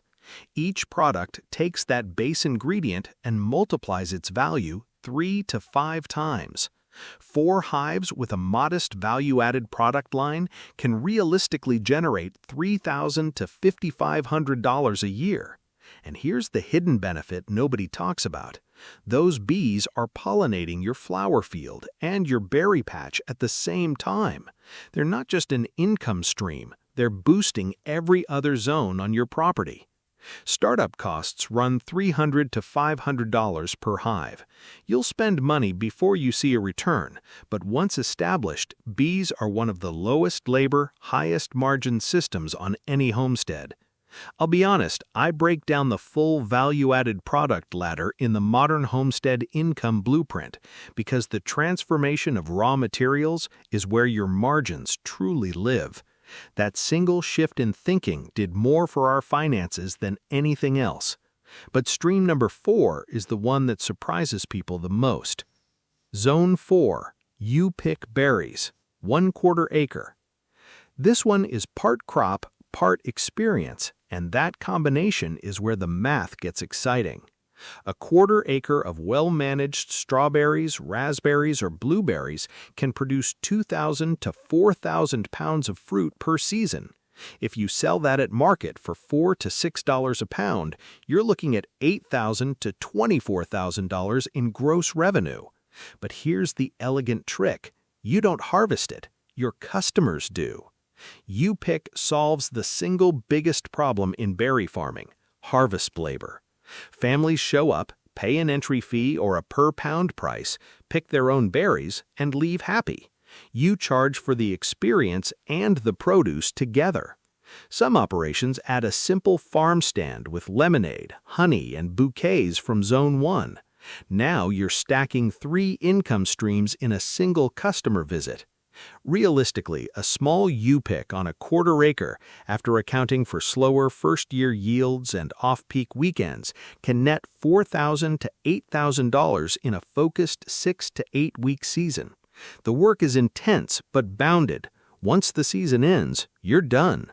The keys are clear signage, simple pricing, good parking, and insurance. And the berry plants keep producing year after year once established. Your biggest investment is patience in year 1. Now, stream number 5 is the one that costs you almost nothing to set up, and it's quietly one of the most profitable things on this acre. Zone 5, photography and event rentals, your whole property. Remember that flower field from Zone 1 and that berry patch from Zone 4 and those beehives on the fence line? Together, they create something people will pay just to stand in. Photography rentals are one of the highest margin income streams a homesteader can offer because your product is already built. You're not selling a thing, you're selling access to a feeling.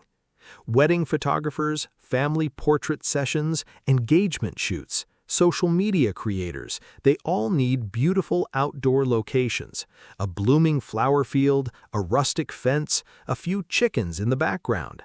That's worth $75 to $200 per session to a working photographer. Run 2 sessions a week during peak bloom season, that's 8 to 10 weeks, and you're looking at $1,200 to $4,000 from something that required 0 additional planting, 0 additional labor, and 0 product cost. The ebook goes deep on this. The Modern Homestead Income Blueprint has an entire section on making money from your property itself, separate from anything you grow or raise on it. It's the chapter that makes most readers rethink what their land is actually worth. But our final zone is the one that ties the whole system together. Zone 6, compost and worm castings, small corner, 1/16 of an acre. This is the income stream hiding in plain sight, and it runs on waste from every other zone. Chicken manure from Zone 2, spent flower stems from Zone 1, berry trimmings from Zone 4, kitchen scraps. All of it feeds a worm bin or compost system that produces 2 of the most in-demand products in any gardening community: finished compost and worm castings. Worm castings sell for $1 to $3 per pound. A well-managed worm bin producing 50 to 100 pounds per month generates $600 to $3,600 a year. The worms themselves sell to fishermen, gardeners, and other composters. Bagged compost sells to landscapers and backyard growers. Total realistic income from this corner is $1,500 to $4,000 a year, from a space the size of a parking spot. And here's the real beauty. This zone feeds every other zone. The castings go back into your flower beds, your berry rows, your garden soil. Your fertility loop is closed. You stop buying fertilizer. That's money saved on top of money earned. A dollar you don't spend is worth more than a dollar you earn. You pay no tax on it, and it shows up reliably every single year. If you want the full breakdown of overlooked income streams like this, including seed saving, plant starts, firewood, and seasonal festivals, it's all mapped out inside the Modern Homestead Income Blueprint. These quiet corners are where the real profit hides. The full math, all 6 zones combined. So let's stack it up. Zone 1, cut flowers, $4,000 to $9,000 per year. Zone 2, pastured poultry and genetics, $3,000 to $6,000. Zone 3, bees and value-added honey products, $3,000 to $5,500. Zone 4, you pick berries, $4,000 to $8,000. Zone 5, photography and event rentals, $1,200 to $4,000. Zone 6, compost and worm castings, $1,500 to $4,000. Conservative total, $16,700 per year. High-end, $36,500 from 1 acre. That's $1,390 to $3,040 per month. And none of these require you to quit your day job.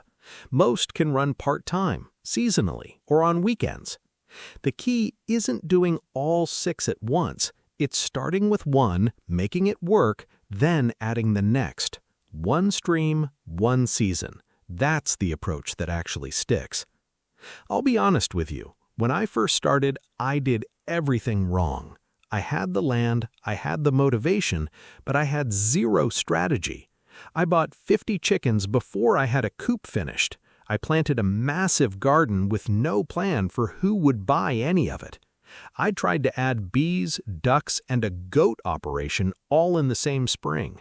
By August, I was spending $400 a month on feed and selling maybe $120 worth of eggs. My garden was overrun because I didn't have time to weed it and manage the animals. I was working 12-hour days and going backwards financially.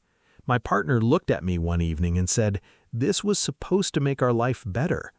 That was the wake-up call. I stopped everything.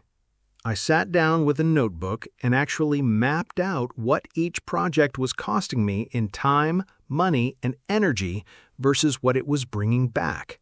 The numbers were brutal. So I stripped it down to one stream, just eggs. I ran the real math. I fixed my pricing. I started selling hatching eggs and chicks instead of just table eggs. Within 4 months, that single stream was clearing $350 a month profit after feed. Then I added flowers, then the worm bin, one stream at a time, each one proven before the next one started. That painful process, the mistakes, the math, the order that actually works, is exactly what I put into the Modern Homestead Income Blueprint, so nobody has to learn it the hard way like I did.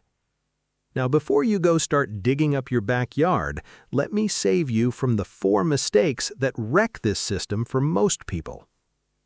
Mistake 1. Starting all 6 streams at once. This is the killer.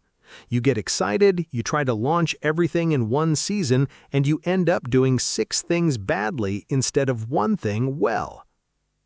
The homesteaders who actually make this work start with one stream. They master it for a full season. They watch the numbers. Then, and only then, they add a second. Patience is the most productive trait on a homestead. Mistake number 2. Not tracking real costs. If you don't know what your feed costs, your seed costs, and your time per hour actually add up to, you cannot price correctly. I've watched people sell $7 bouquets that cost them $9 to grow. Simple bookkeeping, income and expenses by category, checked monthly, is the most underrated practice on small acreage. A notebook works, a spreadsheet works, but you have to look at it. Mistake number 3. Pricing too low. Almost every homesteader undercharges in the beginning. You feel awkward asking what your products actually are worth. But selling cheap doesn't just hurt you, it trains your customers to expect cheap. Know your costs. Add a real wage for your time. Then charge what the product deserves. Mistake number 4, ignoring local demand.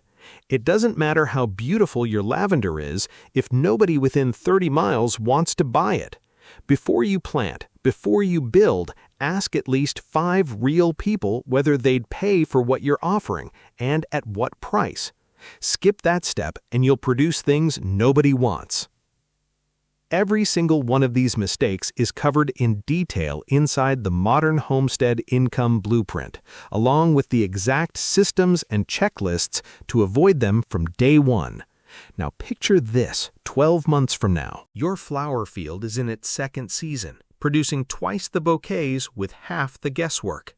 Your flock has a wait list for spring chicks. Your berry patch is drawing families every weekend in June. Your worm bin runs itself, and your soil has never been richer. You're not working more hours, you're working smarter hours. Each zone feeds the next. The bees pollinate the flowers and the berries, the chickens fertilize the compost builds the soil that grows everything else. It's a loop, and once it's spinning, it gets easier every year, not harder. That's the real promise of this layout. Not just 6 income streams, a system that strengthens itself over time while moving you closer to genuine self-sufficiency. This is what financial resilience actually looks like on a homestead. Not one perfect stream, multiple modest streams that carry you through any season, even the bad ones. Now I want to hear from you. Which of these 6 income streams are you starting first, and what's holding you back? Drop it in the comments. I read every single one and I'll reply with what I'd do in your situation. If you got value from this video, hit subscribe and tap that bell. We put out new homestead income strategies every single week. And if you want the complete system, every income stream, every layout, every mistake to avoid, and the exact checklists to follow season by season, grab the Modern Homestead Income Blueprint. The link is in the description below. It's the guide I wish I had when I started. Next video, I'm breaking down the 7 highest profit backyard animals that actually pay monthly with real numbers from real farms. You don't want to miss that one. Your 1 acre is enough. You just needed the right plan. Most people look at a 1/4 acre and see a backyard. Smart farmers look at the same patch of land and see $22,000 a year. No hundreds of acres, no commercial barns, no expensive equipment, just the right animals stacked the right way on land you probably already have. Here's what the agricultural industry never wanted you to figure out. Profitable backyard livestock is real, it's legal, and it's happening right now on properties smaller than yours. By the end of this video, you'll know exactly which animals to raise, how to combine them for weekly income, and why this system stays hidden from most people who desperately need it. Let's talk about what backyard farming actually costs most people. Feed bills that never stop, animals that eat for months before producing anything, a dozen eggs a week that barely covers what you spent growing them. You work hard, you show up every morning, and at the end of the year, you're maybe $200 ahead, if nothing died. That's not farming, that's an expensive hobby dressed up as self-sufficiency. The real pain isn't the money, it's the feeling that you're doing everything right and still going nowhere. You followed the advice, you bought the chickens, you built the coop, and the system still doesn't pay. Here's why. Single animal setups on small land almost never generate real income. One species, one income stream, one slow return. The math simply doesn't work. But stacking the right animals together, that's where everything changes, and almost nobody is teaching it. Here's what's interesting. This isn't new information. Small farmers figured out multi-species stacking centuries ago, before commercial feed stores, before industrial agriculture, before anyone was selling you a $400 bag of layer pellets with a smiling hen on the front. Traditional homesteaders didn't pick one animal and hope for the best.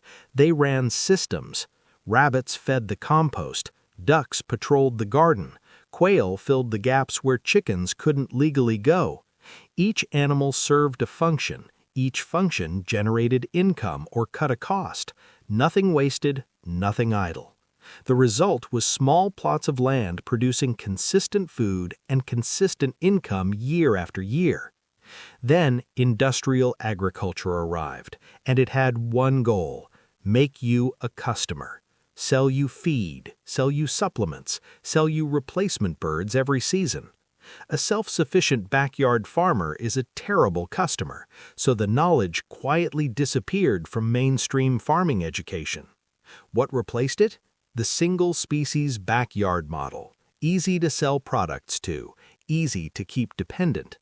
But the old system didn't stop working just because it stopped being taught.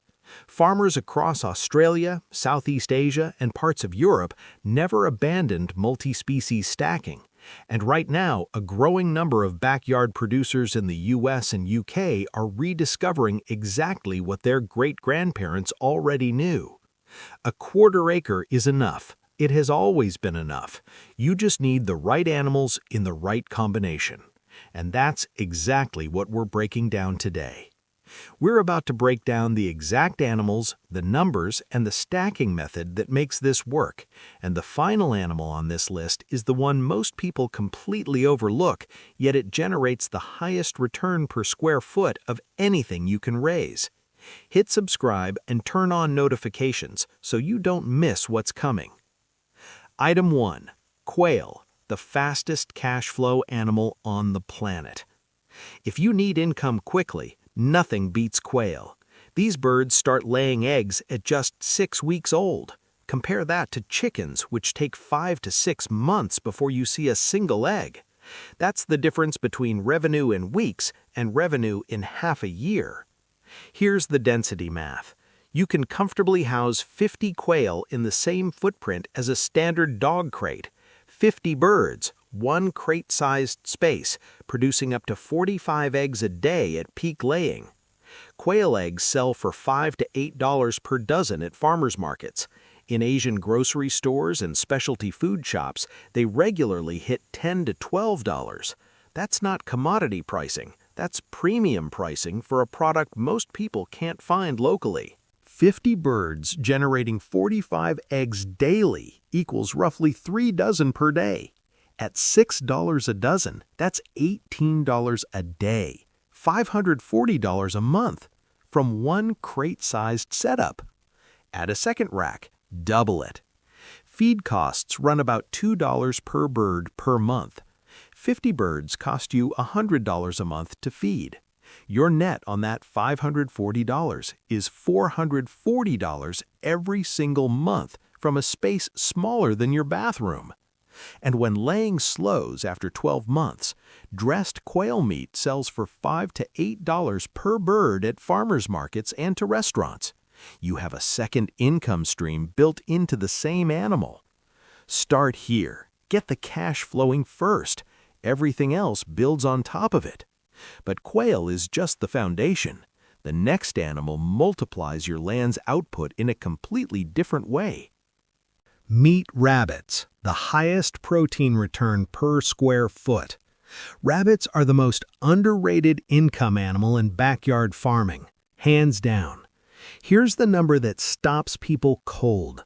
One breeding doe produces up to 200 pounds of meat per year from a single animal in a cage smaller than a coffee table. A breeding trio, 1 buck and 2 does, costs under $300 to set up. Feed runs $45 to $70 a month for the whole group, and those 2 does will produce 15 to 20 market-ready fryers every single month like clockwork. Dressed rabbit meat sells direct to consumer at $8 to $12 per pound. Each fryer yields 3 to 5 pounds. Do the math. 20 fryers a month at $10 per pound average, 4 pounds each. That's $800 a month in gross revenue from a setup that fits inside your garage. After feed costs, you're netting $600 to $700 monthly. But here's what most people miss. Rabbit manure doesn't need composting. You can apply it directly to garden beds without burning plants. Serious gardeners and market growers pay $1 to $3 per pound for it. Some backyard rabbit keepers clear an extra $100 to $150 a month just on manure. The feed bill essentially pays for itself. Quiet, odorless when managed correctly, legal in almost every suburban zone, and generating consistent weekly income. Rabbits don't make headlines, they make money. The next animal does something none of the others can. It actually improves every other system around it. Ducks, premium eggs, pest control, and year-round production. Most people default to chickens for eggs. That's exactly why duck eggs are still a premium product. Duck eggs sell for $8 to $12 a dozen in most markets, sometimes $15 in urban areas. Bakers pay top dollar because duck eggs produce richer, higher-rising results. Chefs seek them out. Health-conscious buyers won't go back to chicken eggs once they try them. And here's the production reality. Khaki Campbell ducks lay 280 to 320 eggs per year. That matches or beats most chicken breeds. But unlike chickens, ducks keep laying through cold, rain, and miserable weather that shuts a standard flock down completely. 10 ducks producing 300 eggs per year equals 250 dozen annually. At $9 per dozen average, that's $2,250 per year from one small flock. Feed costs for 10 ducks run $25 to $35 a month for the whole group, and those 2 does will produce 15 to 20 market-ready fryers every single month like clockwork. But the hidden value of ducks is what they do to everything around them. They hunt slugs, snails, beetles, and grubs with ruthless efficiency. If you run ducks near a garden, your pest pressure drops dramatically without a single dollar spent on chemicals. Unlike chickens, they don't scratch up your beds. They waddle through, eat the pests, fertilize as they go, and leave your plants standing. They pay you in eggs, they pay you in pest control, and they do it quiet enough that most neighbors never complain. The next animal is the one most suburban farmers never consider, and it's completely legal almost everywhere chickens are banned. Bees, the only animal that makes every other system more productive. One beehive takes up 4 square feet. That same 4 square feet can generate $300 to $600 per year in honey alone, with zero daily labor once the system is established. Local raw honey sells for $10 to $15 per pound at farmers markets. A strong hive produces 30 to 60 pounds per season. Even at the conservative end, that's $300 from a single hive, requiring maybe 30 minutes of attention per week during active season. But honey is just income stream 1. Beeswax sells for $10 to $15 per pound raw. Turned into candles, lip balm, or wood polish, that same wax sells for $30 to $50 per pound in finished products. One hive produces several pounds of wax per year. Pollination services. Local gardeners and small market farmers will pay $100 to $200 per hive per season to rent your bees for crop pollination. 3 hives means 3 potential rental contracts on top of your honey revenue. And here's the multiplier effect most people never calculate. Bees increase the yield of everything else you grow on that quarter acre. Vegetables, fruit trees, herbs, cover crops. Studies consistently show pollinated crops produce 30 to 50% more than unpollinated ones. Same garden, same seeds, same water. 30 to 50% more food just because your bees are working. No other animal on this list does that. 2 hives, managed well, can realistically generate $150 to $300 per month while making your entire property more productive. The next animal is where the serious monthly income starts stacking up fast. Heritage breed pigs.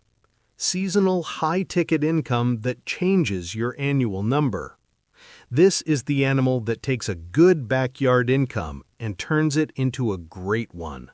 One finishing pig yields 160 to 190 pounds of hanging weight. Direct to consumer, heritage pork sells for $7 to $9 per pound. In urban markets, $9 to $11 is common for breeds like Berkshire or Mongolica. 2 finished pigs per cycle, $1,900 to $3,300 gross per cycle. Run 1 to 1.5 cycles per year on a quarter acre, and you're adding $2,000 to $3,000 to your annual total from a seasonal operation that requires no daily milking, no egg collection, and no weekly market runs. The key on limited land is discipline. Don't try to finish 5 pigs at once. 2 per cycle is the sweet spot, enough to generate serious revenue without overloading your pasture or your feed budget. Heritage pigs on rotation actually improve your land. Their rooting aerates compacted soil. Their manure builds fertility. Move them through a small paddock system and the ground they leave behind grows better than before they arrived. Feed costs run $300 to $350 per finished pig. Pasture cuts that by 25 to 40%. Your net per pig, direct to consumer, lands at $600 to $900 after all inputs. 2 pigs twice a year. That's $2,400 to $3,600 added to your annual income from one seasonal system. Combined with the quail, rabbits, ducks, and bees already running, your quarter acre is now producing income every single week of the year. But there's one final animal, the one almost nobody talks about, and it might be the smartest addition to this entire system. Black soldier fly larvae, turning waste into cash and free feed. This one surprises people every time. Black soldier fly larvae eat your waste, kitchen scraps, garden trimmings, spent bedding, food past its use-by date, material you're already throwing away, and they convert it into 2 things: high-protein live feed for every other animal on this list, and frass, a premium organic fertilizer that serious gardeners pay real money for. Dried larvae sell for $4 to $8 per pound to poultry farmers, fish hatcheries, reptile breeders, and pet food suppliers. Frass sells for $2 to $5 per pound to organic growers and market gardeners. A small operation running in 100 square feet of covered space can process 200 pounds of larvae per week at full production. Even selling at the low end, that's $800 per week in potential revenue from material that cost you nothing to source. But for the backyard system we're building, the immediate value is different. Use the larvae as free feed for your quail, ducks, and rabbits. Your feed bill drops by 20 to 40% across the board. The money you save goes straight into your pocket. A Florida farmer documented $1,500 to $2,000 per month running a small larvae operation from restaurant scraps alone. The setup cost him under $200. This is a closed loop. Waste goes in, free feed and sellable product come out. In a stacked quarter-acre system, black soldier fly larvae are the engine that quietly reduces costs across every other animal you run. I'll be honest with you. 2 years ago, I was exactly where most of you are right now. I had chickens, 12 of them. I was spending $70 a month on feed, collecting eggs I couldn't sell fast enough to neighbors who paid me whenever they felt like it, and telling myself I was building something. At the end of year 1, I sat down and actually ran the numbers. Total feed spend, $840. Total egg revenue, $620. I was $220 in the hole before I counted the coop build, the bedding, or the 2 birds I lost to a fox in October. I wasn't farming. I was subsidizing other people's breakfast. The shift happened when I stopped thinking about individual animals and started thinking about systems. I added a small quail setup first. 50 birds in a stacked cage rack I built for $60 in materials. Within 8 weeks, they were laying. Within 12 weeks, I had a waiting list of 3 customers who wanted eggs every single week at $7 a dozen. I was making more from 50 quail in a corner of my shed than from 12 chickens in a purpose-built coop. Then I added a breeding trio of rabbits, then 10 khaki Campbell ducks, then 2 beehives along the back fence. Each addition took less than a weekend to set up. Each one added a new income stream that didn't depend on the others. 12 months after that first quail rack, my quarterly review told a completely different story. Feed costs were partially offset by the larvae system I'd set up to process kitchen scraps. The ducks had cut my pest control work in the vegetable beds to almost nothing, and my total livestock income for the year had cleared $19,000 on a property my neighbors still think is just a backyard. The animals didn't change. The strategy did. Before you go out and start buying animals, let's talk about the mistakes that kill these systems before they ever get started. Mistake number 1, starting with too many species at once. This is the most common one. You watch a video like this, get excited, and order quail, ducks, rabbits, and bees in the same week. 6 months later, you're overwhelmed, nothing is optimized, and you're spending more time firefighting problems than generating income. Pick one animal, run it for 90 days, get the cash flowing, then add the next. Every system on this list works. None of them work when you're trying to learn 6 of them simultaneously. Mistake number 2, underestimating feed costs before you have buyers. Animals eat whether they're producing or not, whether you have customers or not, whether the market is ready for you or not. Before you buy a single animal, find your buyers first. Talk to 3 potential customers, post in a local Facebook group, visit a farmer's market, confirm the demand exists in your area, then scale your production to match it. Mistake number 3, choosing the wrong breeds. Not all quail are equal. Not all ducks are equal. A Rowan duck looks beautiful and lays 100 eggs a year. A khaki Campbell lays 300. That difference is $800 in annual revenue from the same 10 birds eating the same feed. Breed selection is not a minor detail. It's the difference between a system that pays and one that drains. Mistake number 4, no predator protection. 1 fox, 1 raccoon, 1 neighborhood dog that gets under your fence. A single predator event can wipe out months of income in one night.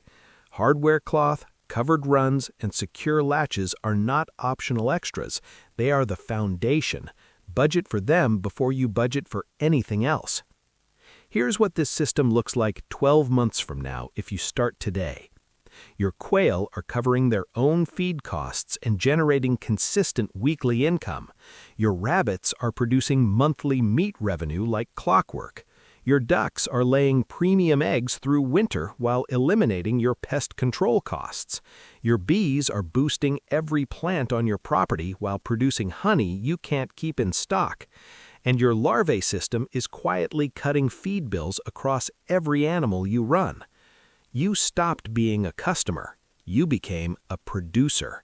That's the shift that changes everything, not just financially, mentally. You stop watching grocery prices with anxiety. You stop worrying about supply chain disruptions. You stop feeling dependent on systems you can't control. A quarter acre running this stacked system conservatively generates $15,000 to $22,000 per year, not from one big annual payout, from consistent weekly income streams that compound on each other. The land doesn't get bigger. The system just gets smarter.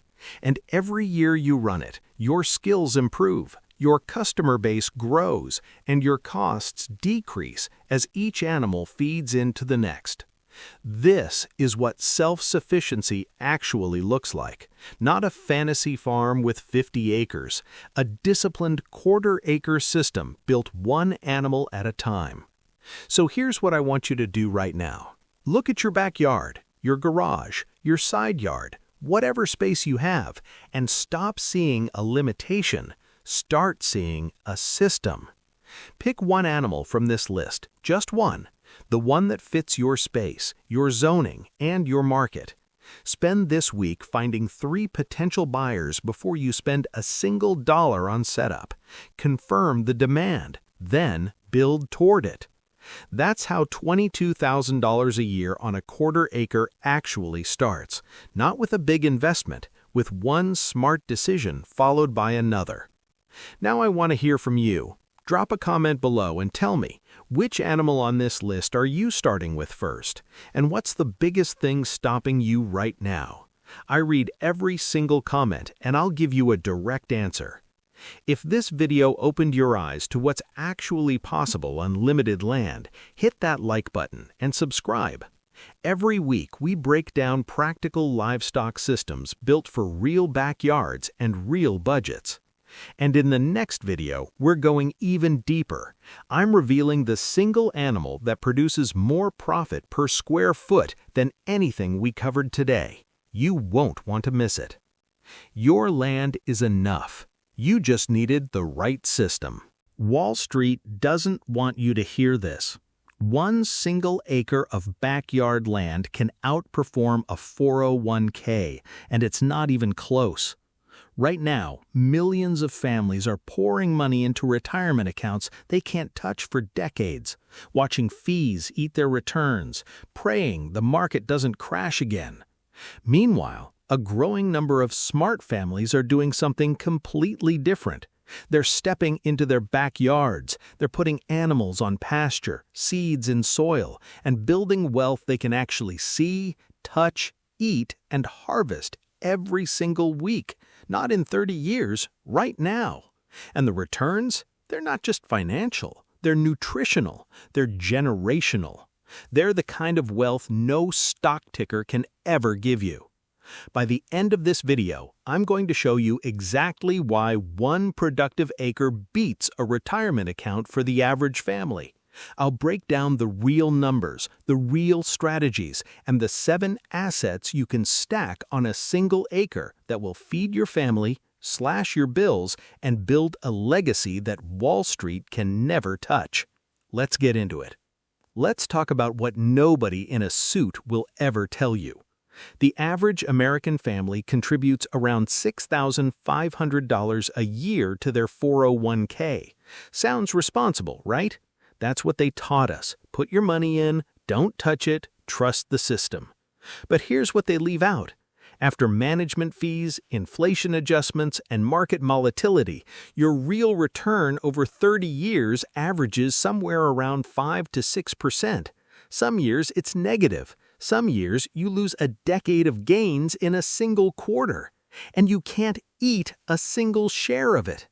Meanwhile, your grocery bill is doing the opposite. The average family of 4 now spends over $1,100 a month on food.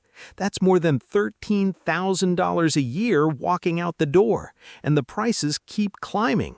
Egg prices doubled in some areas. Meat is up 30% or more in just the last few years. Fresh vegetables? Forget about it, unless you're willing to pay premium prices for stuff that was picked 2 weeks ago and shipped across the country. So let me get this straight. You're putting $6,500 a year into an account you can't touch and spending $13,000 a year on food you don't control. That's nearly $20,000 going in 2 directions, and you have zero control over either one. That's not a financial plan. That's a trap. And here's the part that really stings. That backyard you mow every Saturday, that quarter acre, half acre, or full acre sitting there growing nothing but grass, that land is an asset, a productive, wealth-generating asset, and every single week you leave it empty, you're losing money. Not theoretical money, real money, money you spend at the grocery store that you could be producing yourself for pennies on the dollar. The families who figured this out, they stopped asking, how do I save for retirement, and started asking a much better question. How do I make my land work for me right now? And that question changes everything. Here's something most people don't realize. This isn't a new idea. It's actually one of the oldest ideas in human history, and it worked better than anything Wall Street has ever invented. For thousands of years, a family's wealth wasn't measured by numbers on a screen. It was measured by what their land produced. One milk cow, a flock of laying hens, a kitchen garden, a few fruit trees, a pig raised on scraps. That was a family's retirement plan. That was their insurance policy. That was their grocery store, pharmacy, and savings account all rolled into one piece of dirt. And it worked. Families passed down productive land for generations, not because it was sentimental, because it was the single most reliable wealth-building tool that existed. A quarter-acre of well-managed land could feed a family of 6 and still produce enough surplus to trade, sell, or barter. No fees, no middlemen, no waiting until you're 65 to access your own wealth. Then something happened. Industrial agriculture told us we didn't need to grow our own food anymore. The financial industry told us to hand our money to fund managers. The grocery chains told us it was cheaper and easier to just buy everything. And we believed them. We stopped using our land. We paved it, mowed it, or ignored it. We traded productive acres for decorative lawns and handed our financial future to institutions that profit whether we win or lose. But the math never changed. The soil never forgot what it could do. And right now, with inflation squeezing every family's budget and food prices breaking records, people are waking up to something their great-grandparents knew all along. Your land is your best investment. It always was. The only question is whether you're going to keep mowing it or start using it. Now, what I'm about to share with you are the 7 wealth-building assets you can stack on a single acre, and the numbers behind each one are going to surprise you. If you're serious about building real security for your family, hit that subscribe button and the bell right now so you don't miss a single strategy. Number 1. Laying hens, your daily dividend check. Let's start with the single easiest wealth-producing asset you can put on your land. A small flock of just 12 laying hens will give you 8 to 10 eggs a day. That's roughly 3,000 eggs a year from a dozen birds that cost you maybe $5 each to buy as chicks. Now run the numbers.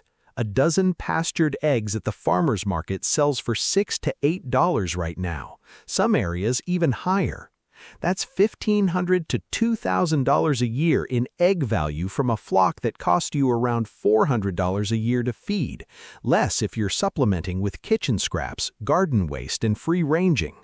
That's a net return of over $1,100 a year. From 12 chickens. Find me a 401k that puts cash in your pocket every single morning before breakfast. And here's what most people miss.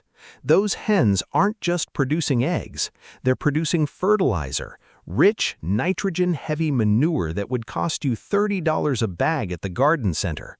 They're producing pest control. A single hen eats up to 200 ticks and insects a day. And they're producing entertainment and education for your kids that no screen ever will. Start with a simple coop, 12 hens, 1 rooster if your area allows it. Collect daily, sell the surplus, and reinvest the earnings into your next asset. Because the next one on this list multiplies everything your hens are already doing. Number 2, a kitchen garden, the grocery bill killer. A well-planned kitchen garden, we're talking just 1,000 square feet, can produce between $2,000 and $3,000 worth of organic vegetables per season. Some intensive gardeners push that number even higher. Think about that. A space smaller than most living rooms producing thousands of dollars in food your family eats every single week. Tomatoes, peppers, squash, beans, leafy greens, herbs. These aren't luxury crops. These are the exact items that keep getting more expensive at the grocery store every single month. And when you grow them yourself, your cost drops to almost nothing. A $3 packet of tomato seeds produces 50 to 100 pounds of tomatoes. That's a return that would make any investor jealous. But here's the strategy most backyard farmers miss. Don't just grow what you like, grow what costs the most to buy. Fresh herbs like basil and cilantro sell for $3 to $4 for a tiny package. You can grow an endless supply for the cost of one packet of seeds. Pair your garden with those laying hens from item 1. The hens feed the garden with manure, the garden feeds the hens with scraps and greens. That's a closed-loop system, and closed loops are where real wealth lives. Now, the next asset is one most people never even consider for a single acre, but it might be the most powerful one on this entire list. Number 3. Meat rabbits, the hidden protein machine. I'll be honest with you, when someone first told me about raising meat rabbits, I laughed. Rabbits for meat? That sounded like something out of a survival manual, not a real farming strategy. But then I looked at the numbers, and the numbers shut me up fast. A single breeding trio, that's 1 buck and 2 does, can produce 150 to 200 pounds of lean white meat per year. That's more protein per square foot than any other livestock animal on the planet. Not per acre, per square foot. Rabbit meat is lower in fat than chicken, higher in protein than beef, and virtually cholesterol-free. In Europe and parts of Asia, it's considered premium protein. Here in America, most people don't even know it exists, and that's exactly why it's so profitable. At farmers markets, rabbit meat sells for $10 to $14 per pound. Even if you never sell a single ounce, even if every bit goes straight to your family's table, you're replacing $1,500 to $2,800 worth of store-bought meat per year. From 3 rabbits in a space the size of a parking spot. They eat hay, garden scraps, and simple pellets. Their manure is cold, meaning you can put it directly on your garden without composting. And they breed so efficiently that you'll have a self-sustaining protein source within 90 days of starting. But wait until you hear what the next asset does when you combine it with everything we've already covered. Number 4. Fruit trees, wealth that grows while you sleep.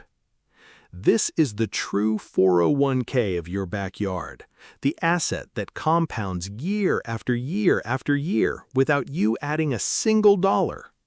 A single mature apple tree produces 400 to 800 pounds of fruit per season. One tree! A dwarf peach tree gives you 100 to 150 pounds. A pair of pear trees, 300 to 600 pounds combined. On a single acre, you can comfortably plant 15 to 20 fruit and nut trees without interfering with any of your other operations. That's a food forest that produces thousands of pounds of fruit every year for 30, 50, even 100 years. Let that sink in. Your 401k might not even exist in 30 years. Your apple tree will still be producing bushels every fall. And the economics are insane. A dwarf fruit tree costs $25 to $40 at the nursery. Within 3 to 4 years, it's producing. By year 5, you're harvesting hundreds of pounds of fruit that would cost $2 to $4 per pound at the store.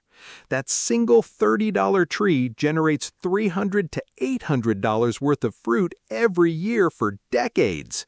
That's not a return on investment. That's a money printer that runs on sunshine and rain. Plant a mix: apples, pears, peaches, plums, cherries, figs, whatever grows in your zone. Stagger the harvest windows so you're pulling fresh fruit from spring through late fall. Now, the next one is going to shock some of you because most people think you need 10 acres minimum for this. Number 5. Dairy goats, the $5,000 asset nobody talks about. You don't need a 100-acre ranch for dairy.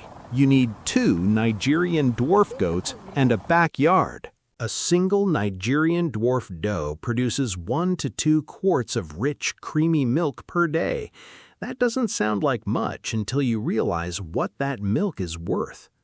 Raw goat milk sells for $8 to $15 per quart in most areas.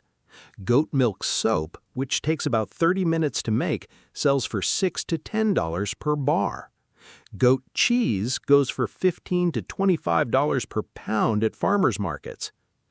2 does producing consistently will give your family all the dairy you need and still leave surplus for value-added products. We're talking $3,000 to $5,000 a year in dairy value from 2 animals that weigh less than a large dog. They eat brush, weeds, garden waste, and a small amount of quality hay. They clear land that would cost you hundreds to maintain otherwise. And their manure goes straight into your compost system, feeding your garden, which feeds your hens, which feeds your family. See how this acre is stacking? Every asset feeds the next one. Every output becomes someone else's input.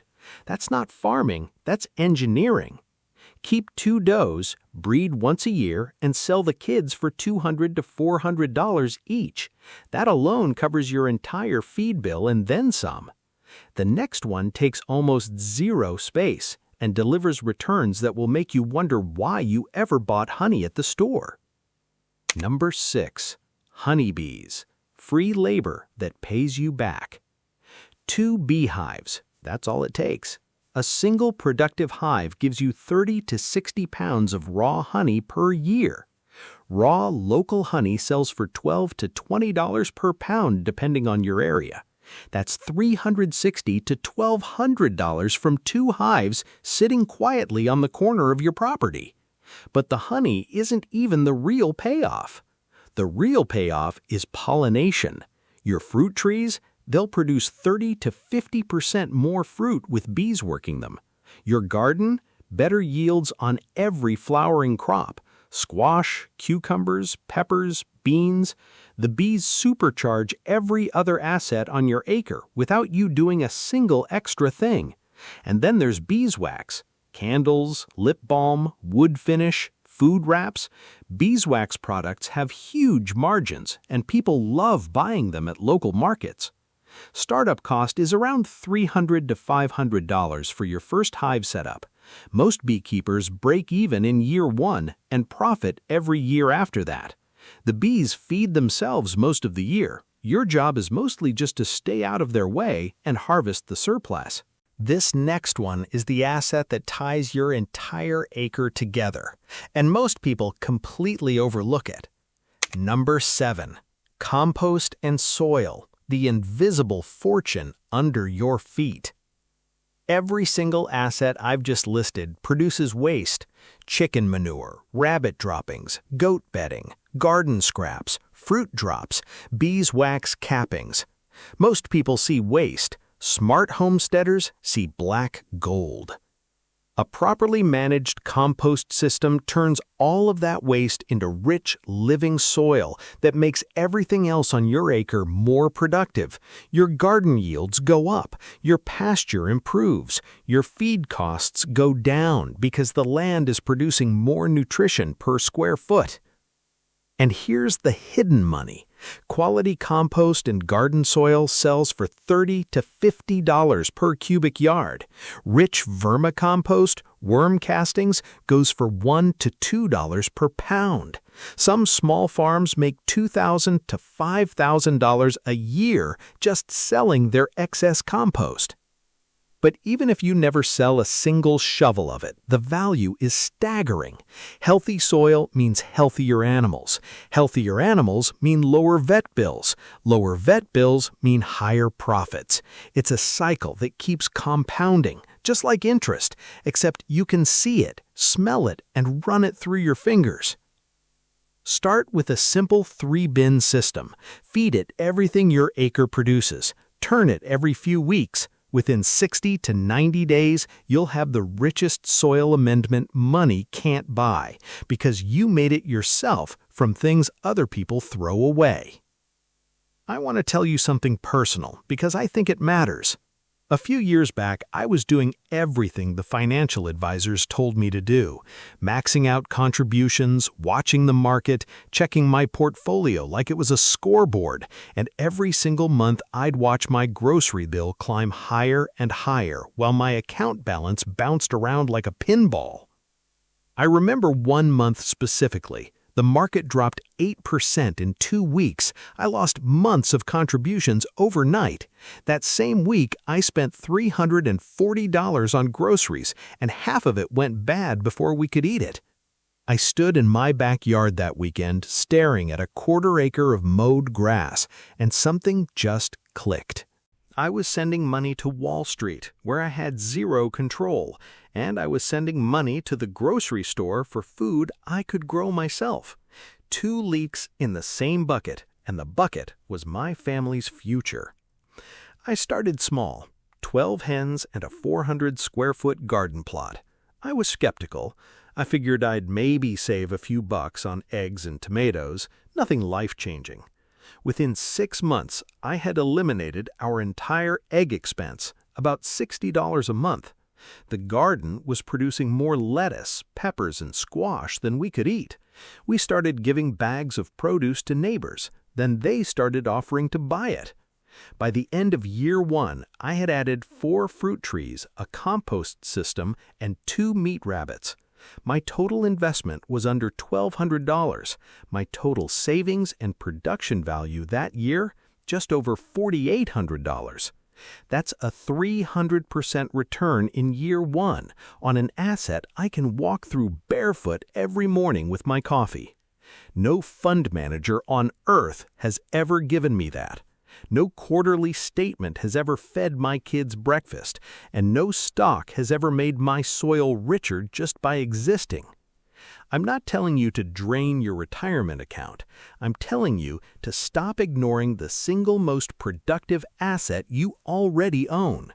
Your land is sitting right there. It's been waiting for you, and every week you don't use it is a week of wealth you'll never get back. That experience changed how I see everything, and I haven't looked at a stock ticker the same way since. Now, before you rush out and start turning your acre into a homestead, let me save you from the mistakes I see people make all the time. These will cost you money and momentum if you're not careful. Mistake number 1, trying to do everything at once. I get it. You're excited.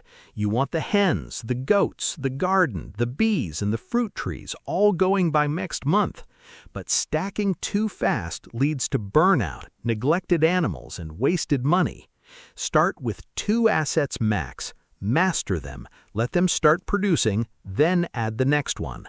A rushed acre fails. A patient acre compounds. Mistake number 2, ignoring your soil first. People buy animals and seeds before they even know what their soil looks like. If your soil is dead, everything you put on it will underperform.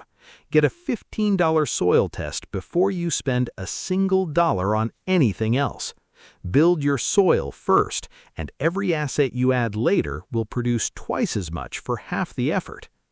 Mistake number 3, not tracking your numbers. If you don't know what you're spending and what you're producing, you're just gardening as a hobby. Write it down. Every bag of feed, every dozen eggs, every pound of tomatoes. The families who treat their acre like a real investment track it like one. That's how you find the leaks and double down on what's actually working. Mistake number 4, designing without a plan. Where you place things matters more than most people think. Your compost should be near the garden. Your hens should rotate near the fruit trees. Your goats should browse the edges. A random layout wastes your steps, your time, and your land's potential.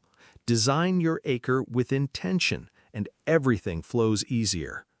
Now I want you to zoom out and picture what your acre looks like 3 to 5 years from now. Your hens are producing daily. Your garden is feeding your family year-round. Your fruit trees are hitting full production, hundreds of pounds of free fruit every season. Your goats are giving you fresh dairy. Your bees are multiplying your harvests. And your compost system is turning every bit of waste into fuel for the next cycle. Your grocery bill? Cut in half, maybe more. Your food security? Bulletproof. No supply chain disruption, no price spike, no empty shelf at the store can touch you. And here's what nobody talks about. That acre is appreciating, not like a stock that could crash tomorrow. Productive land with established fruit trees, healthy soil, and functioning infrastructure is worth more every single year. You're building equity you can see, equity your kids can inherit, equity that feeds people instead of just sitting in a database somewhere. Believing your acre is a better investment than a 401k is step one. Making it actually produce year-round is step two. I built a guide with the full zone-by-zone layout, how to design your acre so it produces food every month, slashes your feed costs, and builds value that compounds every season. Link in the description. This is real wealth, the kind that doesn't need a password to access. Now I want to hear from you. Drop a comment and tell me, what's the first asset you're putting on your acre? Is it the hens, the garden, the fruit trees, or are you going straight for the goats? Tell me your plan, because I read every single comment and I love seeing what you're building. If this video opened your eyes to what your land can really do, smash that subscribe button and hit the bell. I'm dropping videos every week that show you exactly how to turn your property into a productive, self-sufficient homestead, step by step, no fluff, no gatekeeping. And speaking of next steps, in my next video, I'm breaking down the exact monthly calendar for a productive acre, what to plant, what to harvest, and what to rotate every single month of the year so your land never stops working. You don't want to miss that one.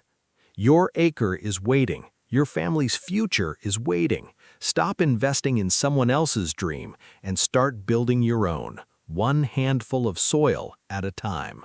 You've been lied to about what it takes to make real money with cattle. Most folks think you need hundreds of acres, an expensive tractor, and a massive herd just to break even. It's simply not true. Big agriculture wants you to believe small-scale ranching is a dead end, but it's actually the secret to generating a full-time income on a part-time piece of land without drowning in feed costs or equipment debt. And today, I'm going to show you exactly how. By the end of this video, you will see the exact math on how 11 cows on just 27 acres can put $30,000 of pure profit right into your pocket. Let's talk about the elephant in the pasture. Right now, conventional cattle farming is a financial death trap for the little guy. You go to the local feed store and custom grain mixes are pushing $400 a ton. You look at tractor prices and a basic setup runs you $80,000 before you even buy a single implement. It is absolutely insane. The system is designed to keep you broke. Commercial agriculture tells you that you need at least 100 acres to make a real living. They tell you to buy synthetic fertilizers at $800 a ton just to grow enough grass for a standard herd. So what happens? You end up working a grueling 40-hour-a-week town job just to fund your farming habit. You pour your blood, sweat, and weekends into your property, and at the end of the year, your tax return says you still lost $5,000. That isn't farming, that is a very expensive hobby. And it is incredibly frustrating when you are doing everything the experts tell you to do. You try cutting corners, you buy cheaper, dusty hay, you try pushing your stocking rate too high, and it always backfires in expensive vet bills and totally ruined pastures. The mainstream model is broken. It only works for the massive corporate feedlots. Before the 1950s, a farmer didn't need 500 acres and $1 million bank loan just to feed his family. Our great-grandparents already knew the secret. They ran highly profitable, high-density herds on tiny, manageable plots of land. These ancient farmers didn't rely on synthetic fertilizers or massive gas-guzzling tractors. They used the natural movement of the herd to build rich, dark soil. They understood a proven, natural system that modern commercial agriculture desperately wants to keep hidden from you. Think about it. Big Ag can't sell you a $400 ton of custom feed if your cows are happily harvesting their own natural forage. They can't trap you in a crushing 30-year equipment loan if you are moving your herd with a simple $50 spool of electric polywire. Huge corporations actively suppressed this traditional forgotten wisdom.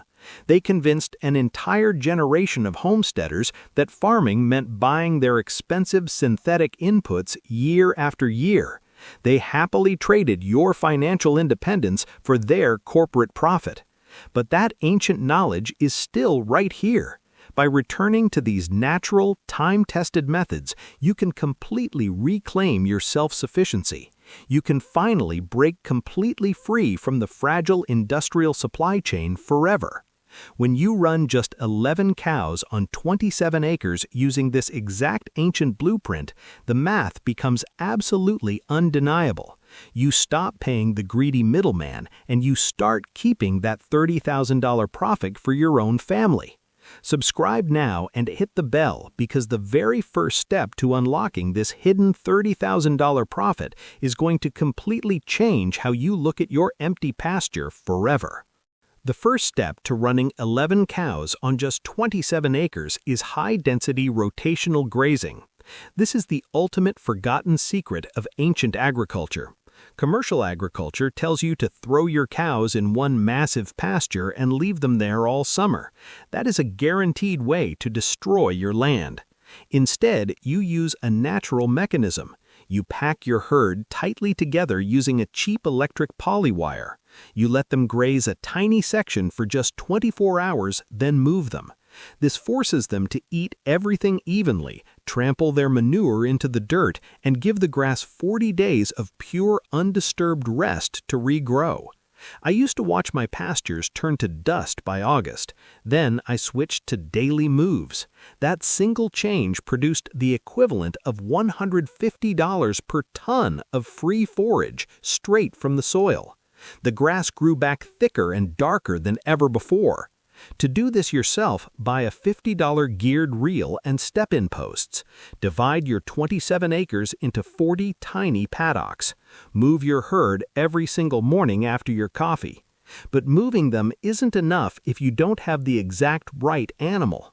The next item on this list is the hidden truth about cattle breeds that Big Ag refuses to admit. You must choose the right low-input genetics. The modern beef industry is obsessed with massive 1,400-pound cows. They engineered these giant beasts to survive exclusively on expensive synthetic grain diets in muddy feedlots. Those genetics will absolutely bankrupt a small backyard farmer. You need to look backwards. You want the ancient, proven, smaller-framed cattle like South Poles, Dexters, or low-line Angus. These cows weigh around 900 pounds. Their mechanism is simple. A smaller rumen means they maintain perfect body condition on natural grass alone. They do not need your $400 a ton of grain. When I first started, I bought huge commercial crossbreds. I spent $2,000 in winter hay just trying to keep them from starving. The moment I switched to smaller, forage-developed genetics, my feed bill dropped to zero. It was incredible. When you go to buy your foundation herd, completely ignore the sale barn. Find a local breeder who raises their stock 100% on grass without any grain. Look for a slick, shiny coat and a deep, wide belly. You have the grass and the cows, but how do you actually extract that $30,000? Subscribe now, because what's coming next will completely change how you think about selling beef. The real money is in direct-to-consumer beef sales. If you take your perfectly raised, grass-fed cattle to the local auction barn, you are throwing your money into the trash. The commercial middlemen will pay you pennies per pound. They steal your profit. The secret mechanism here is cutting out every single middleman. You sell custom quarter, half, and whole beef shares directly to your neighbors and community. When you sell retail, you capture 100% of the premium price. Let me give you the exact math. I once sold a beautiful 1,000-pound steer at the sale barn and got a pathetic check for $1,200. The very next year, I sold a similar steer directly to 3 local families. That one animal brought in $3,500 of pure cash. If you harvest 10 steers a year from your 11-cow herd at $3,000 each, that is your $30,000 gross profit. To execute this, you must pre-sell your meat. Collect a non-refundable $500 deposit from your buyers 6 months before the cow ever goes to the local butcher. You never risk your own money. But to get those premium prices, your meat has to be flawless, which brings us to a forgotten trick that explodes weight gain. You must install a mobile water system. Most folks force their cattle to walk a mile back to a central pond or barn to get a drink. This is a massive mistake. Every step your cow takes burns off the valuable calories you just grew for free. The scientific mechanism is simple. When water is always within 600 feet of your grazing herd, they drink more often. When they drink more often, they eat more grass. When they eat more grass, they gain rapid, natural weight. I used to have one water trough at the top of the hill. My steers were always skinny. I spent $200 on portable water lines, and my herd instantly started gaining an extra 0.5 pounds a day. Over a season, that equals an extra $150 of hanging meat per animal, totally free. Go to the hardware store and buy black polyethylene pipe. Lay it directly on top of the ground along your fence lines. Install quick connect valves every few hundred feet and drag a lightweight trough with your herd every time you move them. Water is crucial for summer gains. But what happens when the snow flies and the grass dies? Here is the banned winter solution. The ultimate cost killer is stockpiled winter forage. Commercial agriculture tells you that you must buy expensive, dusty, round bales of hay to survive the winter. They want you trapped on that tractor burning $4 diesel fuel every single day. The forgotten alternative is letting the cows harvest their own winter feed. The mechanism is called stockpiling. You intentionally stop grazing a section of your 27 acres in late August. You let that grass grow wild and tall. When the frost hits, the grass stops growing but holds its nutritional value like standing hay. I used to write an agonizing $3,000 check for winter hay every November. It made me sick. Then I started stockpiling my fescue. Now my cows happily push through 6 inches of snow to eat rich, natural grass all the way until January. My tractor stays parked. Here is your step-by-step. Fence off 10 acres in late summer. Do not touch it. When winter hits, strip graze it slowly, giving the cows just enough for one day at a time. This saves you thousands in feed, but the real secret to total self-sufficiency is something Big Ag considers a complete nuisance. You must integrate multi-species grazing. Running just cows on your 27 acres is a missed opportunity. To maximize your profit and eliminate your vet bills, you need to add a flock of chickens directly behind your cattle. The natural mechanism here is brilliant. Cows leave manure patties filled with fly larvae and internal parasites. Commercial vets want you to buy expensive, toxic chemical dewormers. Instead, you use chickens. The birds scratch apart the manure, eat the bugs, and completely break the parasite cycle naturally. I was paying nearly $300 a year for synthetic pour-on dewormers. My cows still got sick, and the chemicals killed the vital dung beetles in my soil. I added 50 laying hens behind my herd. The fly problem vanished instantly, my cows thrived, and I got $100 a week in free egg sales. Build a simple mobile chicken tractor. Move it exactly 3 days after your cows have grazed an area. This gives the fly larvae time to hatch so the chickens can feast. This natural synergy is powerful, but to consistently hit that $30,000 profit mark year after year, you must master this final psychological secret. The ultimate profit multiplier is value-added marketing. People don't just want to buy generic beef anymore. They are absolutely terrified of the synthetic chemicals and mystery meat in the modern grocery store. The mechanism is trust. Your customers are actually paying for peace of mind.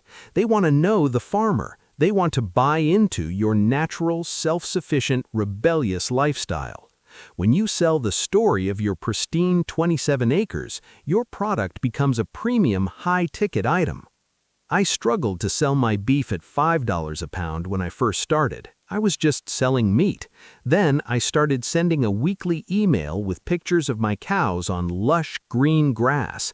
I explained my ancient chemical-free methods. My price jumped to $9 a pound, and I sold out my entire year's inventory in 48 hours. Start an email list today. Post pictures of your beautiful farm online. Be aggressively transparent about how your animals live on your pasture. Don't just sell calories, sell a completely natural alternative to the broken food system. Now, this all sounds like a flawless money-making machine, but I have to be completely honest with you. It wasn't always this easy for me. I need to be absolutely honest with you. When I first heard about this hidden system, I thought it was a complete joke. A few years ago, I was completely drowning in debt. I was running a standard commercial herd, buying $8,000 worth of hay and synthetic fertilizer every single year just to keep them alive. My pastures were nothing but bare dirt and weeds by July. I was working a full-time town job just to pay my farm bills. When an old-timer told me to sell my massive cows, buy a $150 spool of polywire, and mimic ancient rotational grazing, I was highly skeptical. I thought modern commercial agriculture had to be smarter than some forgotten trick. But I was desperate. I was staring at a $4,500 feed bill I could not pay.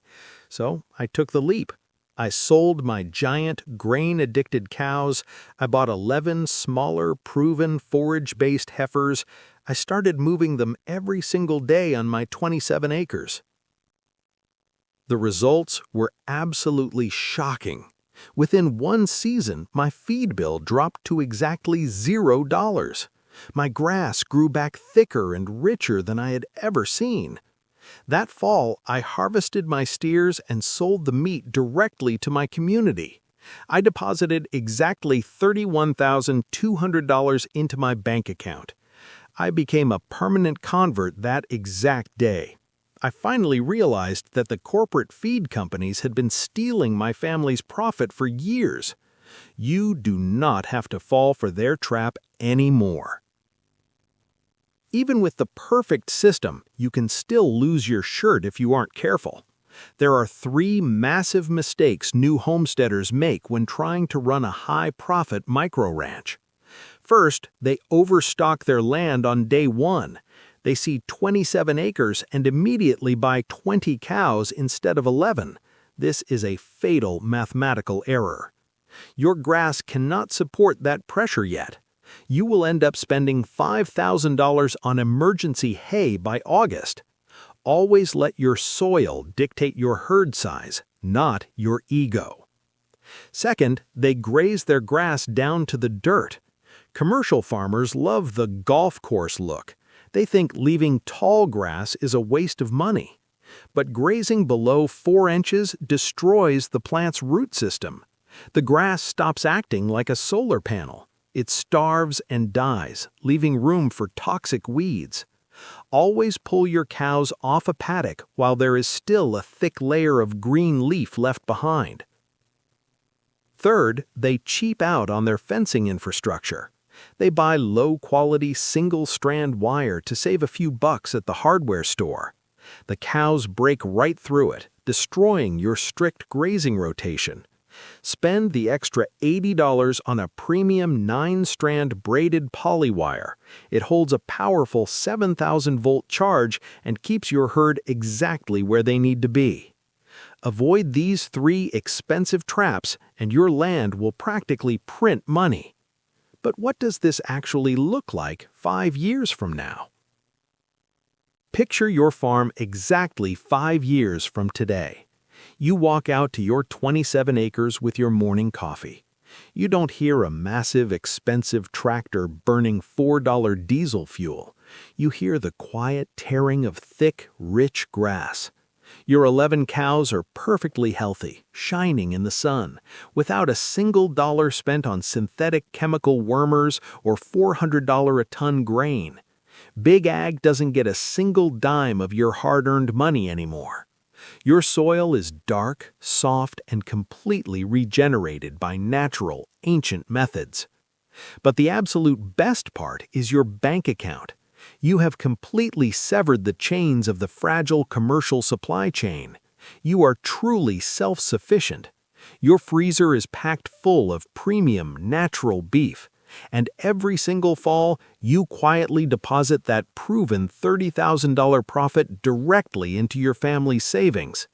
You finally have total financial freedom and a piece of land that practically runs itself. You beat the broken industrial food system forever. You won. I want to hear from you down in the comments below. What is the single biggest obstacle keeping you from starting your own profitable 27-acre micro-ranch right now? Is it the fencing, the cattle genetics, or just taking that first step? Let me know.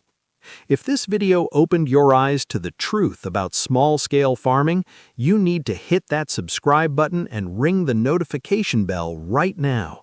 Because in my next video, I am going to reveal a banned 100-year-old pasture trick that literally forces your grass to grow twice as fast during a severe summer drought.